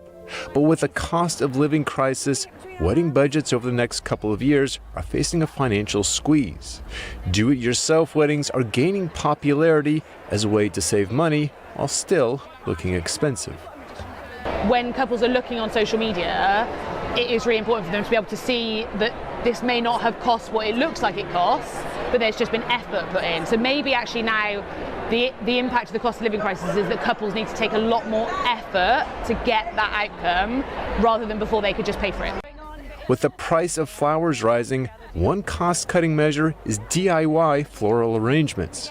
Cutting out a florist can potentially save around 75% of the cost of hiring a professional, according to this florist. Basically, I think everyone thinks that the DIY floristry thing is quite a radical concept, but it just isn't. I mean, it's now become a thing that people spend so much money on weddings and they outsource everything. This is really just getting back to basics. This is what people used to do. Like, people just used to gather some flowers or get some flowers, chuck them together themselves. Makeup is another area to save money with the same dazzling results by using slightly less expensive brands. This makeup artist recommends social media tutorials as a good place to start for saving tips. I think nowadays everyone realizes with the cost of living that we can go for reasonably priced products and still have the exact same finish as we would with a high-end product. Part of the DIY trend is opting for a smaller, cheaper, but still beautiful cake. This pastry chef recommends brides decorate with cut fresh flowers instead of expensive sugar flowers. A quote that I would give somebody this year is completely different to what I would have given them maybe 2 years ago, because the price of butter, the price of eggs, everything has gone up so much. So it's just not possible to keep the same prices that you used to have in the past. There's more than just saving money with a do-it-yourself wedding approach, like the chance for creativity and becoming more vested in their own nuptials. And in health news, we're talking about heart disease. One of the greatest tragedies about it is that it's often preventable. Here's NTD's Gina Marie with Strong Mind and Body.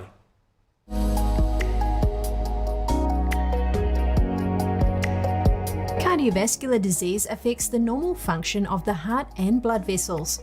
It increases the risk of hypertension, heart disease, and stroke. Cardiovascular disease is the leading cause of death worldwide. However, research has found that improving one's diet is one of the most effective ways to reduce it. Here are 8 foods that soften blood vessels, starting with number 1, vegetables.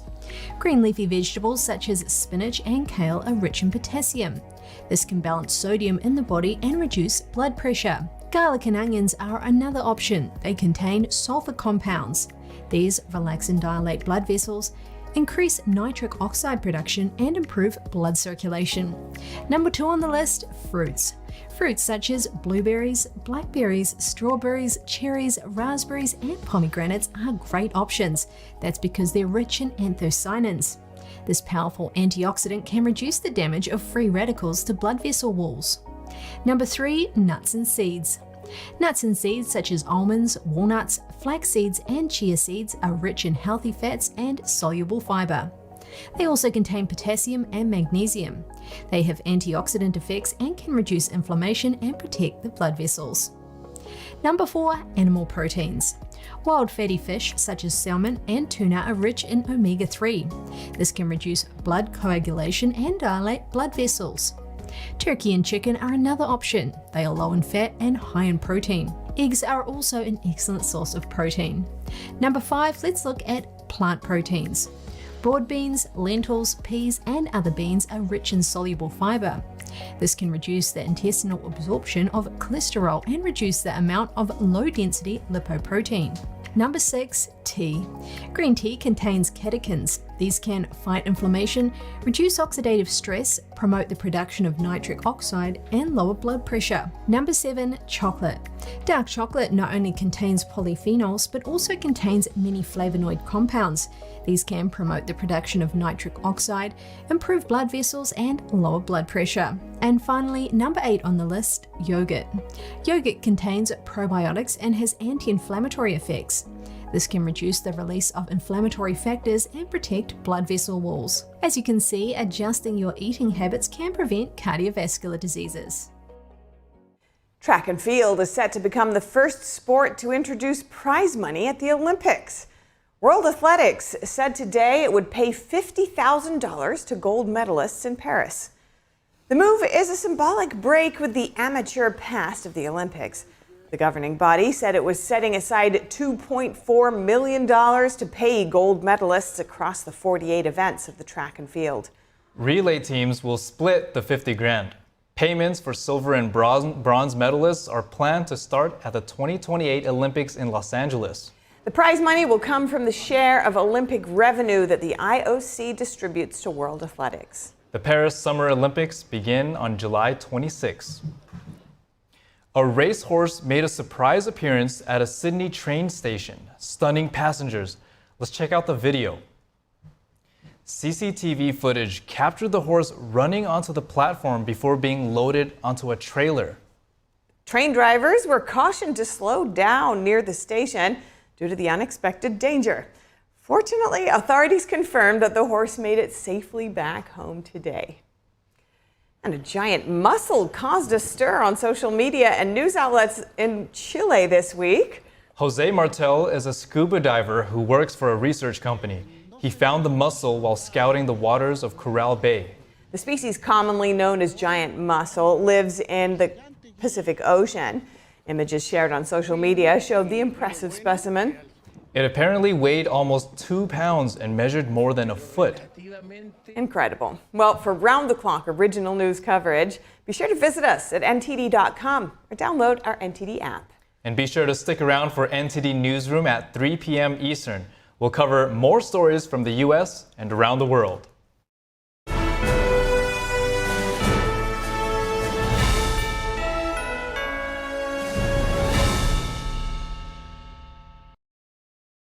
We all know that words have power. They set things in motion. And make us happy or sad. But there's one word that stands out because when people say it,